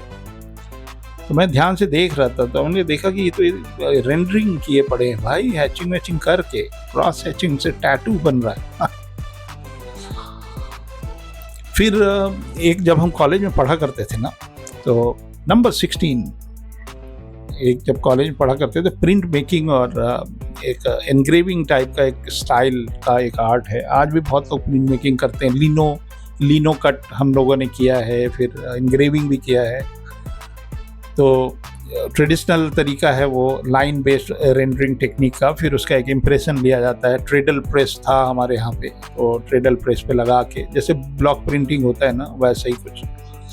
तो उसमें एनग्रेविंग टेक्निक मान लीजिए उसको, तो उसमें हैचिंग होता है। फिर एक और बताऊँ, अच्छा नंबर 17 मेडिकल इलस्ट्रेशन में मेरे ख्याल से जो सबसे पहला बंदा था जिसने हैचिंग टेक्निक पे काम किया, उसका नाम है लियोनार्डो दा विंची।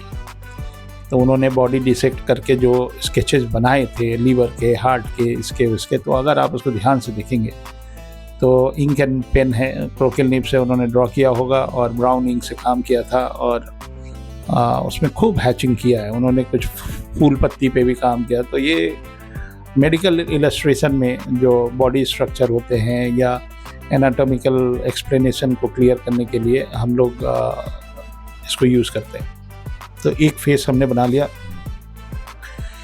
दूसरा फेस कर रहे हैं, और ये व्यक्ति है जिसके हाथ में फ़ोन है, तो ये सेकंड कैरेक्टर है। ये जो एक धंधा है जो कि मेरे को बचपन से इस काम में बहुत अट्रैक्शन था। बहुत फिल्में देखी थी मैंने, डॉन से लेके, मतलब शाहरुख खान वाली नहीं, अमिताभ बच्चन वाली की एक फोरेंसिक स्केचिंग होती है। अब पता नहीं वो फ्रीलांसर लोग करते हैं या कोई आर्टिस्ट होता है, आई डोंट नो। ये क्रॉस हैचिंग की ज़रूरत वहाँ भी पड़ती ही होगी कि भैया ये अपराधी था, इसने मर्डर किया, इसकी शक्ल ऐसी है, तो राम जी को बुलाया गया और मिश्रा जी को बैठाया गया और चौबे जी को बैठा लिया गया। बोला गया कि राम जी और मिश्रा जी बताइए अपराधी कैसा था, तो वो बता रहे हैं, और दिलीप चौबे बैठ के उस अपराधी की फ़ोटो बना रहे हैं। तो फेस रिकन्स्ट्रक्शन या किसी को आइडेंटिफिकेशन वाली जो ड्राइंग है ना, उसके लिए पुलिस विभाग में तो वो भी हैचिंग करके ही बनाते होंगे, जैसे जैसे बता रहे हैं वैसे वैसे बनाएंगे। तो ये मेरे को ये जॉब करना था एक बार लाइफ में ना, लेकिन तब तक एआई आ गया। एआई में आप इंस्ट्रक्शन डाल देंगे कि ऐसा ऐसा दिख रहा है, तो एआई वैसा बना देगा। तो आर्टिस्टों की ज़रूरत ही नहीं पड़ेगी उस छोटे से काम के लिए। लेकिन अपराधियों का स्केच मुझे याद है, जब फूलन देवी की कोई तस्वीर नहीं थी, और जब बेहमई का हत्याकांड हुआ था, तो इंडिया टुडे पे एक कवर पेज पे एक आर्टिस्ट ने एक ड्रॉ किया था फूलन देवी का चेहरा, और फूलन देवी की माताजी और फूलन देवी की बड़ी बहन, इन दोनों के फेस को जोड़ जाड़ के, और उसने क्रॉस हैचिंग में एक पोर्ट्रेट बनाई थी। ये 90s की बात है, 90s की है, पता नहीं है 80s की बात है, लेकिन मुझे याद है बचपन में मैंने वो स्केच, मेरे दिमाग में आज भी है वो। और क्रॉस हैचिंग और हैचिंग। नंबर 19, जो लोग फाइन आर्ट्स पढ़ रहे हैं और उनका जो पोर्टफोलियो बनेगा वो प्रोफेशनल प्रेजेंटेशन या जो आपके ऑब्जर्वेशनल स्टडी को स्ट्रॉन्ग दिखाते हुए, देखिए ये मैं गलती कर दिया था, वहाँ एक हाईलाइट दिया मैंने तो आपके पोर्टफोलियो में जो भी आप आर्ट वर्क के वैरायटी दिखाना चाहते हैं वो आपके उसके अंदर रहना चाहिए। तो उसमें हम हैचिंग मैचिंग करके सब डिस्प्ले करते हैं कि दिस इज़ माई एबिलिटी। और 20वां और अंतिमवां इस फिनाले का एक छोटा सा टिप है कि हाँ, मतलब टिप क्या है, मतलब where do we use that. तो जो बच्चे आर्ट के एंट्रेंस एग्ज़ाम दे रहे हैं, चाहे वो बैचलर ऑफ फाइन आर्ट्स की पढ़ाई करने जा रहे हैं या एनआईडी की तैयारी कर रहे हैं या निफ्ट की तैयारी कर रहे हैं या यूसीड की कर रहे हैं या any kind of application they are proceeding, उनको हैचिंग और क्रॉस हैचिंग से इलस्ट्रेशन में इस टेक्निक को यूज़ करना चाहिए। उनको एक हल्का सा छोटा सा जो भी पोर्टफोलियो होता है ऑब्जेक्ट ड्राइंग का या स्टिल लाइफ का या जो डिज़ाइन स्केचिंग करते हैं, तो वो जो उनकी स्कोरिंग होगी एंट्रेंस से लेके और फाइनल इंटरव्यू तक, उसको इम्प्रूव करने के लिए ये टेक्निक की शेडिंग हम यूज़ करते हैं। मान के चलिए कि अगर आपकी लाइंस स्ट्रॉन्ग हैं तो आपका करियर स्ट्रॉन्ग है, क्योंकि हैचिंग हर प्रोफेशनल आर्टिस्ट का साइलेंट सुपर पावर है। एक तरह का सुपर पावर है। अगर आप आर्टिस्ट हैं तो एक तरह से आपका ये एक बहुत बड़ा सुपर पावर है, जिससे आप कोई भी 2D आर्टवर्क जो कि फ्लैट है, उसके अंदर एक इल्यूजन ऑफ 3D क्रिएट कर पाते हैं। तो अलग अलग डायरेक्शन है, अलग अलग हैचिंग की टेक्निक्स हैं। अभी जैसे दाढ़ी पे हम काम किए तो दाढ़ी डार्कर है, गाल पे डायरेक्शन भी आप ऑब्जर्व किया करिए कि मैं किस डायरेक्शन में चला रहा हूँ। जो कंटूर है ना, उसी डायरेक्शन में पेंसिल चलती है। मुझे तो अब इतनी आदत हो गई है ना कि मैं बात करता रहता हूँ कहीं और बनता रहता है, सोचता भी नहीं हूँ कि सही जा रहा हूँ कि नहीं जा रहा हूँ। थोड़ा बहुत गड़बड़ होगा तो आप माफ़ कर ही देंगे ना, ये मैं लिबर्टी ले लेता हूँ भाई आप तुमसे पहले ही। गलती हमसे भी होती है, लेकिन लंबा वीडियो होता जा रहा है भाई, ऐसा ना हो कि आप लगे स्किप करें। इसलिए हमने चैप्टर वाइज कर दिया है। 3 चैप्टर हैं, एक समय निकालिए और एक चैप्टर पहले फिनिश कर लीजिए, फिर थोड़ा आराम करिए, फिर दूसरे पे लगिए, फिर तीसरे पे लगिए, या वीकेंड पे एक ही बार में बैठ के सारा वीडियो। मैं आपको एक और फीडबैक देता हूँ, मेरे हैचिंग के डायरेक्शन भी देखते जाइए, how I shift the direction, how I change the direction. हाँ, मैं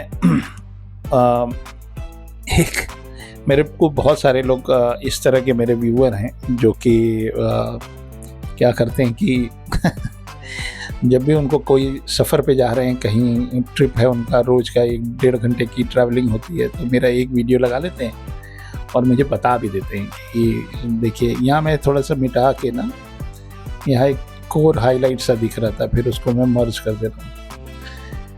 अभी मैं इसके गले के नीचे एक बेस बना ले रहा हूँ। फर्स्ट लेयर का एक बेस बना ले रहा हूँ। बेस बनाने से ना एक फ़ायदा ये रहता है कि आप जो है वैल्यू को कंट्रोल कर पाते हैं। जो शेडिंग है ना, उसके नंबर्स मैं डिवाइड कर देता हूँ, 1 2 3 4 5 ऐसे करके। पूरे आर्ट वर्क को मैं 8 टोनल वैल्यू में डिसाइड कर लेता हूँ कि 8 टोनल वैल्यू है और उससे ज़्यादा हम नहीं करेंगे। तो जब भी कोई सीरीज़ या मिनी सीरीज़ पे काम करते हैं ना, तो एक जर्नी होती है कि, और एक प्रेशर तो नहीं बोलेंगे, मतलब अगर मैं नहीं बनाता हूँ तो कोई मेरे को डांटेगा तो है नहीं। हाँ, आप लोग मेरे जो चहेते लोग हैं, जो मुझे पसंद करते हैं, वो थोड़े निराश होंगे। लेकिन प्रेशर नहीं है, वो मैं बनाना चाहता हूँ दिल से भी, क्योंकि ये सब चीज़ें मैं जब क्लास में पढ़ाता हूँ तो मैं 2 घंटे की जब पढ़ाई होती है तो I can not show my best of the best in the classroom, क्योंकि ये 2 घंटे की तो चीज़ है नहीं ना। और 2 घंटे में खाली यही नहीं पढ़ाता हूँ, बहुत चीज़ें पढ़ा देता हूँ। एक ही दिन की क्लास में इतना मसाला रहता है पढ़ने के लिए कि आदमी परेशान रहता है। हमारे बच्चे जो हमसे पढ़ते हैं वो फेड अप भी हो जाते हैं कि यार मैं क्या करूं, इतना ज्ञान का मैं कैसे संभालूं कि तो मैं उनसे बोलता हूं कि थोड़ा सा ब्रेक लीजिए पढ़ाई करने के बाद, उसके बाद फिर से रिचार्ज होके फिर से लग जाइए। तो जिन लोगों ने मन बनाया है, those people want to study with me and want to be a part of me और अ फैमिली, और बहुत दिन से प्लान कर रहे हैं, तो प्लान करते रहेंगे ना तो कुछ चीज़ें हाथ से निकल जाती हैं। मैं आपको एक उदाहरण दे रहा हूँ कि मैं फ़िज़िकल क्लासेस चलाया, 4-5 बैच चलाए फ़िज़िकल क्लासेस, फिर मैंने उसको बंद कर दिया क्योंकि मेरी सेहत का भी कुछ इशू था और मैनेज करना बड़ा ऑफिस दिक्कत थी। और दूसरी बात, कोई आदमी जयपुर से आ रहा है तो उसकी हॉस्टल की व्यवस्था कराना, लड़की आ रही है उसकी व्यवस्था कराना, तो ये सब चीज़ें मैनेजमेंट में हमारा एनर्जी ज़्यादा जा रहा था। और ऑफिस मेंटेन करना, कभी सफाई वाली नहीं आ रही है, कभी पानी वाला नहीं आया, कभी बिजली चली जा रही है, ये सब दिक्कतें थी। फिर मैंने इसको ऑनलाइन कर दिया। तो those people who waited very long that when the physical classes will be on I join, उनके हाथ से वो अपॉर्चुनिटी निकल गई। अब मैं कोई फिजिकल क्लासेस करने वाला नहीं हूँ। अभी आपके एक इवनिंग क्लासेस हैं, शाम को 8 बजे से 10 बजे तक चलती हैं। हो सकता है मैं इसको बंद कर दूँ, क्योंकि मैं सवेरे से लग जाता हूँ 9 बजे से 12 घंटे 14 घंटे काम करना is not good for me also. इस फिज़िकली ये नुकसान ही करेगा। तो बहुत जल्दी वो 8 बजे से 10 बजे तक की क्लास भी मैं बंद कर दूँगा। तो ये एक अपॉर्चुनिटी मिली थी कुछ लोगों के लिए, और जिन लोगों ने पढ़ा नहीं पढ़ा कोई बात नहीं, आगे कुछ और अपॉर्चुनिटीज़ आएंगी। तो कीप एन आई। अभी मैं एक समर में एक बैच चलाने की सोच रहा हूँ, 4 मई जिससे शुरू होगी, और सवेरे 10 बजे से 12 बजे तक 2 घंटे की क्लास है। ये एक अपॉर्चुनिटी है, अगर आप ग्रैब कर पाएंगे तो आपका फ़ायदा है, नहीं कर पाएंगे तो ये हम अब आगे नहीं ऑफ़र करने वाले हैं, क्योंकि ये क्लास जो है ये समर की क्लास है। समर की क्लास समर में होगी ना, तो फिर वो टाइम इधर उधर हमारा होता ही रहता है। तो मे बी तो अगर आप मन बना के रखें हैं बहुत दिन से एंड यू आर अवेलेबल, तो this is the best time. तो कहीं मैं पढ़ रहा था, उस पर लिखा था कि वी लिव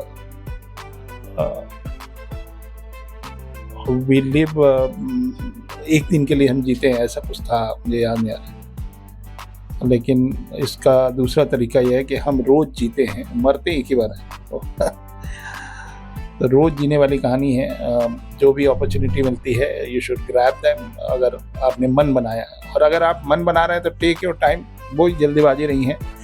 जो लोग सोच रहे हैं कि बहुत लोग हमसे ये भी मिलते हैं कि अभी तो मैं BFA 3rd ईयर में हूँ, अभी तो और थोड़ा सीख लूँ तब जाऊँगा दिलीप चौबे के पास। भैया हमारे 15 साल के बच्चे भी पढ़ रहे हैं ना, जो जितना जल्दी पढ़ेगा उसके पास आगे चल के उतना टाइम बचेगा ना। तो मन बना रहे हैं तो पढ़ने का, तो पढ़ लीजिए, ये दिस इज़ द टाइम। ये मैं सोचे कि मैं 4 साल पढ़ लूँगा उसके बाद मैं पढ़ने जाऊँगा, ये वाली बात नहीं है। I have to take big decisions, मतलब इतना छोटा सा आर्ट वर्क होता है। अब आप देखिए कि जो सामने वाला बंदा है जिसके हाथ में फ़ोन है, उसने एक डार्क ब्लैक कलर का कपड़ा पहन रखा है, टेक्सचर वाला, और गर्मी 50 डिग्री का चल रहा है लखनऊ में। दूसरे वाले बंदे ने ग्रे कलर का, स्मोक ग्रे कलर का कुछ पहना है, और उससे भी थोड़ा सा डार्कर टोनल वैल्यू है।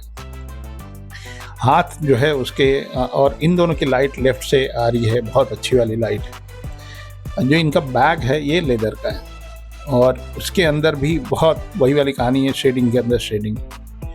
अब ये ग्रे कलर की शर्ट है, इस ग्रे कलर की शर्ट में इस तरफ जहाँ मैं काम कर रहा हूँ, इस तरफ बहुत कम रिंकल्स बने हैं और दूसरी तरफ ज़्यादा रिंकल्स बने हैं। तो अभी पहले मैंने ग्रे कलर को हम एक टोनल वैल्यू में डिवाइड कर रहे हैं, जो कि मेरा एक बेस है। फर्स्ट लेयर मान लीजिए, एक लेयर मान लीजिए, लाइटर टोनल वैल्यू मान लीजिए। तो एक बेस कलर मैंने बनाने के लिए इसको हमने एक शैडो डाल दिया।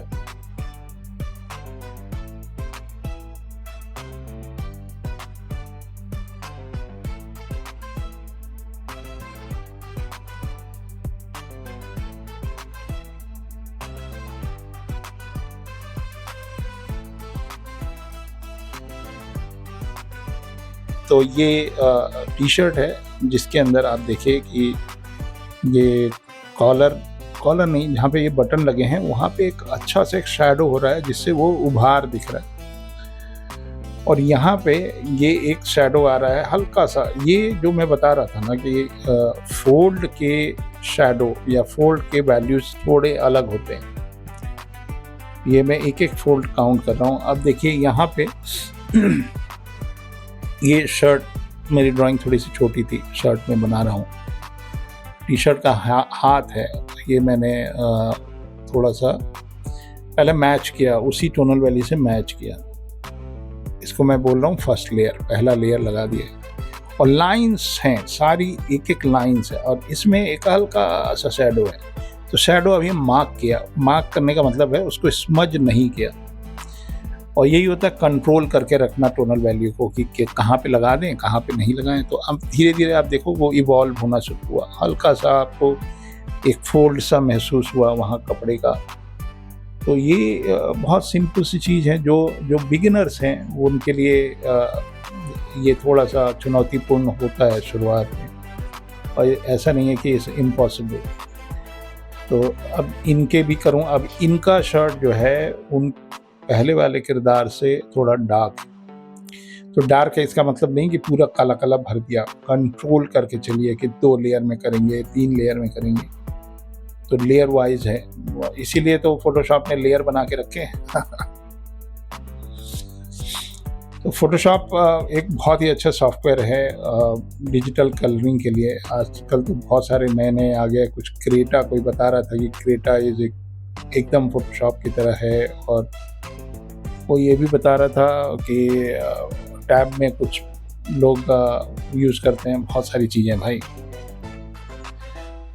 लेकिन एक इंडस्ट्री नॉर्म है, अगर आप प्रिंटर के यहाँ जा रहे हैं तो वो आपसे बोलेगा कि पीएचडी फाइल दे दीजिए, हम प्रिंट करने जा रहे हैं। आप पीएचडी फाइल आप बना रहे हो पता नहीं कौन से सॉफ्टवेयर पे। तो एक इंडस्ट्री नॉर्म हो गया है कि the whole industry working on the same software. Monopoly भी तो होती है। अब एक एंड्रॉयड है और एक एप्पल का तो मोनोपोली है ना, तो आप एप्पल के अलावा कुछ सोच ही नहीं सकते। हमारी बिटिया एप्पल वाली है और हम एंड्रॉयड वाले हैं। और वो करीब 10 साल से एप्पल के ही प्रोडक्ट यूज़ करती है। तो अब उनको आदत हो गई है। और अभी भी एप्पल का ही यूज़ करते हैं, क्यों? तो कपड़े एक बहुत अच्छा टॉपिक है। अगर आप एक स्टिल लाइफ अरेंज करके ड्रॉ करिए ना, तो एक पीछे रुमाल रख दीजिए या सामने रुमाल रख दीजिए। साड़ी वाड़ी जो फोल्ड होती है जब हम कपड़े पे सुखाने के लिए हैंगर में टांगते हैं ना, तो बड़ा ज़बरदस्त फोल्ड होता है। तो फोल्ड पे प्रैक्टिस करने से आपकी कपड़े वाली समस्या ख़त्म हो जाती है। अब देखिए, एक मैंने बेस बनाया था शेडिंग का, फिर उसके अंदर हमने एक और थोड़ा सा मिड टोन डाल दिया। अब ये डार्केस्ट वैल्यू नहीं डालेंगे। डार्केस्ट वैल्यू हम संभाल के रखते हैं कि भाई कहाँ कहाँ पे टच करना है, कहाँ नहीं करना है। तो एक थोड़ी सी ड्राइंग में छोटी छोटी चीज़ें हैं, वो भी मैं डाल दे रहा हूँ। तो स्केचिंग सीक्रेट्स के 20 हमने टिप्स दिए थे। इसके अंदर भी हमने, इसमें तो कुछ 40 दे दिए क्या, उससे ज़्यादा ही दे दिए, चलो 40 टिप दे दिए।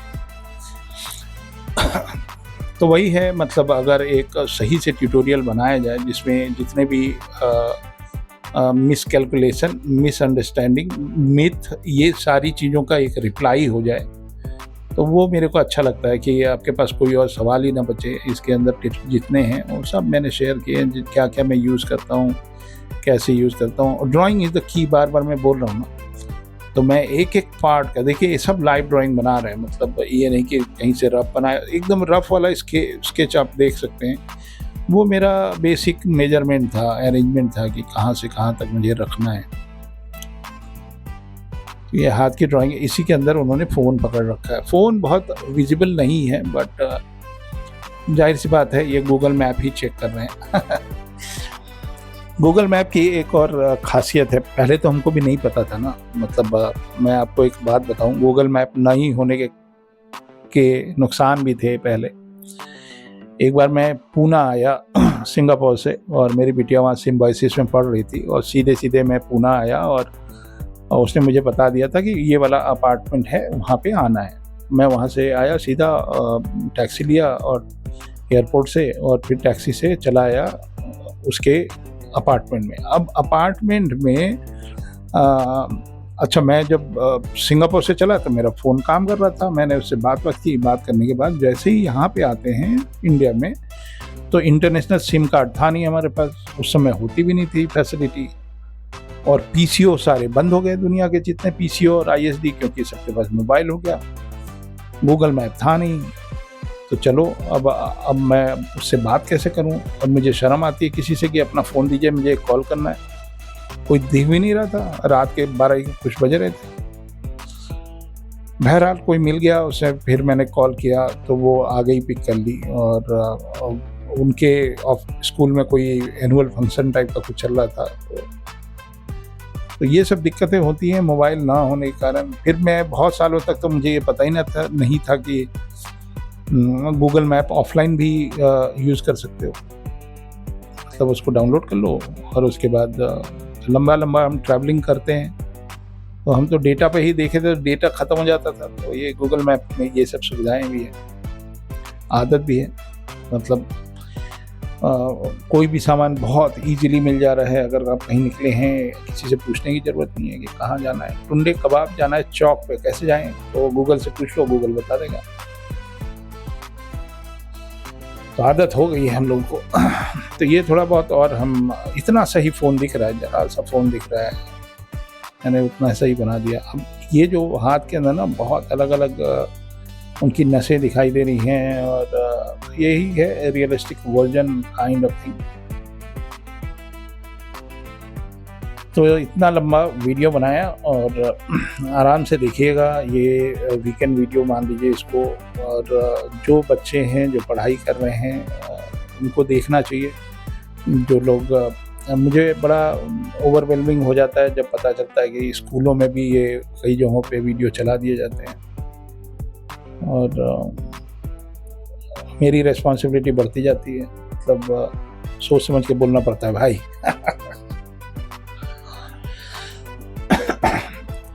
मेरा जो सबसे पहला फ़ोन था मेरे ख्याल से 1990 में, 1990 में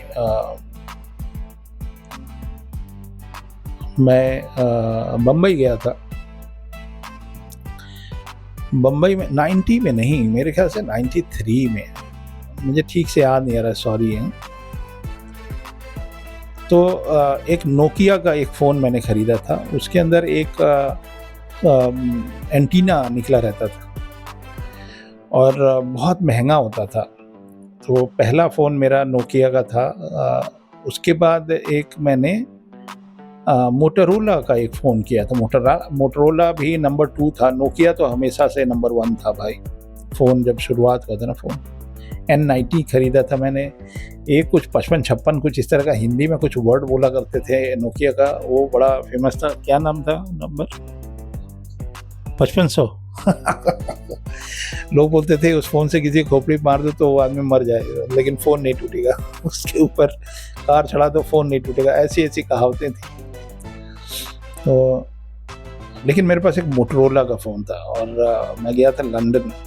तो उसमें आप फ़ोन कर सकते थे, लेकिन दिक्कत ये होता था ना कि आप जिसको फ़ोन कर रहे हो, आपका भी पैसा कटेगा, उसका भी पैसा कटेगा।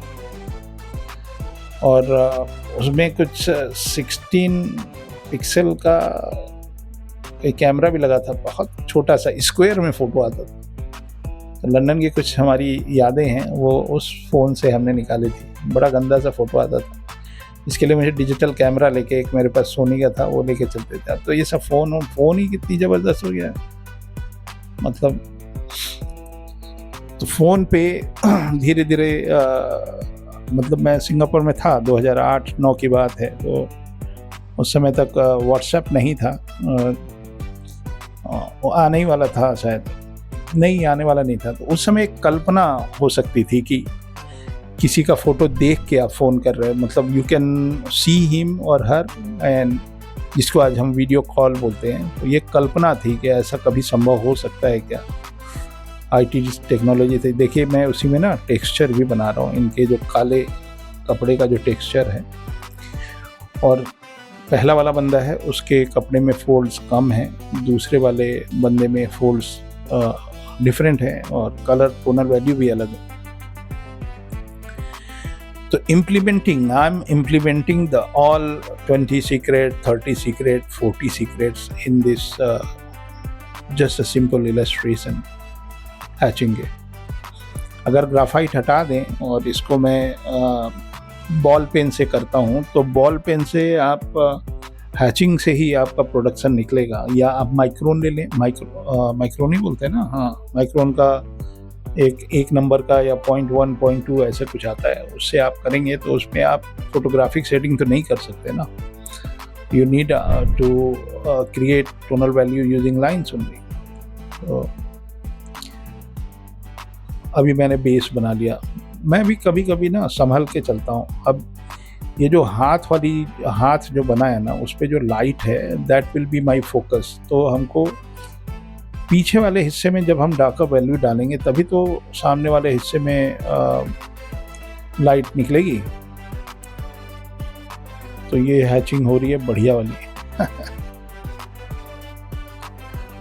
तो आप भी करिएगा, आप लोग सभी लोग करके मेरे को आप इंस्टा पे भेज सकते हैं, और बहुत लोग भेजते हैं। आप भी करिएगा इस तरह का, अगर कोई फीडबैक चाहिए। और अगर आप हमसे जुड़ने वाले हैं, you will be in my classroom, तो बहुत ही मज़ा आने वाला है। मैं बड़ा मन से पढ़ाता हूँ, दिल से एकदम। जो मेरे स्टूडेंट्स हैं वो भी गदगद रहते हैं।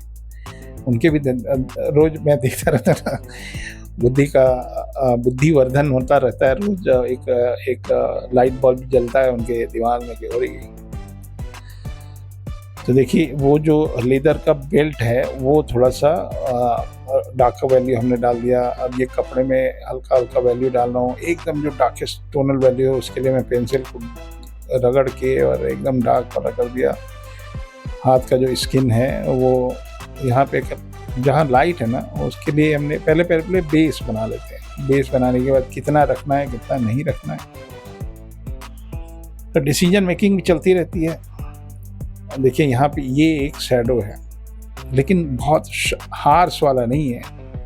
तो वहाँ पे लाइन से, और काश मैं ये ड्राइंग आपको फिजिकल दिखा सकूं। हालांकि मैं दिखाऊंगा आगे चल के, कभी एग्जीबिशन वगैरह होगा तो आप देखना, या आप खरीद ही लोगे। आप ये वाला sketch as seen on YouTube आपके पास रहेगा ओरिजिनल, तो और क्या ही बात। अब यहाँ पे उनका एक लाइट ग्रे है और यहाँ पे एक डार्कर वैल्यू है। तो ये डार्कर वैल्यू हम जितना करेंगे ना, देखिए अब कपड़ा एकदम स्पष्ट आपको दिखाई दे रहा है। थोड़ा सा मैंने काट दिया, बहुत लंबा वीडियो हो गया भाई, बट क्या ही करें, इतना ज्ञान तो मिलना ही चाहिए ना। तो इस तरह से अगर मेरी एक क्लास हो, एक क्लास में एक एक टॉपिक बनाया जाए, एक एक सब्जेक्ट बनाया जाए, तो कितना ही मज़ा आएगा। तो इसीलिए जो हम क्लास में नहीं, लाइव वाले क्लास में इतना लंबा वीडियो तो नहीं बना सकते, तो इतना पेशेंस नहीं होता। तो ये उनके लिए एक ट्यूटोरियल हो गया हमारे स्टूडेंट्स के लिए कि how far you can go and how detail you can go. तो ये जो हाथ वाला हिस्सा है जिसपे गोरा गोरा हाथ दिखाई दे रहा है, वो हम संभाल के रखे हैं अभी। तो ये भी एक तरीका है, you is a tip kind of, you keep your self calm and composed and have patience and then slowly you go। तो जितना आराम से करेंगे, पेशेंस से, जल्दबाजी नहीं बचाएंगे। देखिए मैंने पहले बेस बनाया, बेस बनाने के बाद मैं ड्राइंग बनाऊंगा। अभी ये जो हाथ की जो ड्राइंग है ना, कपड़े के फोल्ड वाला, और थोड़ा सा छोड़ भी देंगे, मतलब जितना हमको दिखाना है कंपोजिशन वाइज। तो बहुत उम्मीद से, बहुत ही दिल से और बहुत ईमानदारी से मैंने ये 3 वीडियो बनाए, जिसके अंदर स्केचिंग के बिगिनर्स के लिए बहुत सारे बेसिक टिप्स दिए। बहुत बच्चे इससे प्रोत्साहित होंगे, उनके बहुत सारे सवाल हैं वो मैंने आंसर कर दिए, और अच्छे फीडबैक आए। जो पहला वाला वीडियो था लोगों ने बहुत पसंद किया, लोगों को सीखने को मिला।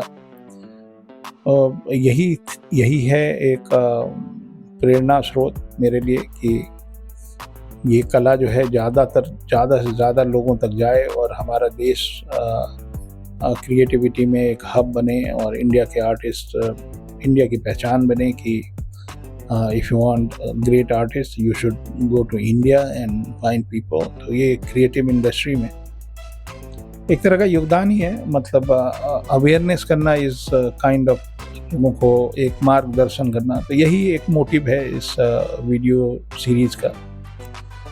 और एक टेक्निक है, मतलब हैचिंग और क्रॉस हैचिंग कहाँ यूज़ होता है। तो अगर कोई बिगनर है, वो उसको ये चीज़ समझ में आ गई, पकड़ लिया कि हाँ भैया ये तरीका है काम। यहाँ एक बढ़िया सा एक डिज़ाइन सा बना हुआ है, इनके बैग का ही सामान है, बेल्ट है मेरे ख्याल से। तो squeezing out all the tonal values of just one graphite pencil. एक graphite pencil है ये, एक ही पेंसिल की शेडिंग है और लाइन की शेडिंग है, एक लाइन है, नो स्मजिंग वाला है, every stroke is a line.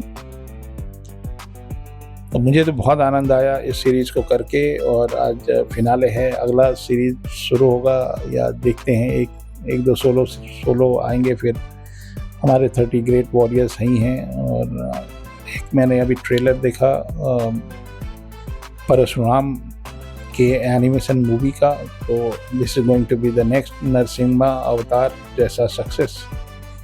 Story telling India में अच्छी चल रही है, और हम लोग अपने दिमाग, धुरंधर ने तो आग वैसे ही लगा दी, तो हम लोग एक सही समय पे सही जगह पे हैं इस समय। India is the best country to live now, और India can reach the best of the best in the world soon. एक क्रिएटिव इंडस्ट्री का योगदान है, मेरा भी योगदान है छोटा मोटा, तो देखते हैं। पॉजिटिव रहिए, सब लोग मेहनत करिए और देश का नाम रोशन करिए। और ये ऑलमोस्ट हमारा कंप्लीट हो रहा, पूरा एकदम एक चीज़ नहीं बना रहे हैं कि पीछे वो जो गेट बना है वो भी बना रहे हैं, और ये just focus on 2 characters and the topic was sketching की मास्टर क्लास। इतना ही सिंपल रखे थे। सीक्रेट भी हमने जोड़ दिए इसमें, जितने सीक्रेट बताए थे वो सारी चीज़ें इसमें हमने लगा दी। फेशियल टेक्सचर अलग है, कपड़े का अलग है, और इनका जो शर्ट है उसमें ना लाइंस बनी हुई हैं। तो उम्मीद करते हैं इस सीरीज़ से आपको काफ़ी नया कुछ सीखने को मिला, और जो बच्चे हैं जो इस फील्ड में आ रहे हैं उनकी शुरुआत इस लेवल से हो तो मज़ा ही आ जाए। तो मैं ये वीडियो अब मैं समाप्त करता हूँ और इसके अंदर सिग्नेचर कर देता हूँ। तो मिलते हैं जल्दी ही अगले एक वीडियो में। लॉन्ग वीडियो हो गया है, और एंजॉय करिए, और मिलते हैं नेक्स्ट वीडियो में। तब तक के लिए जय हिंद।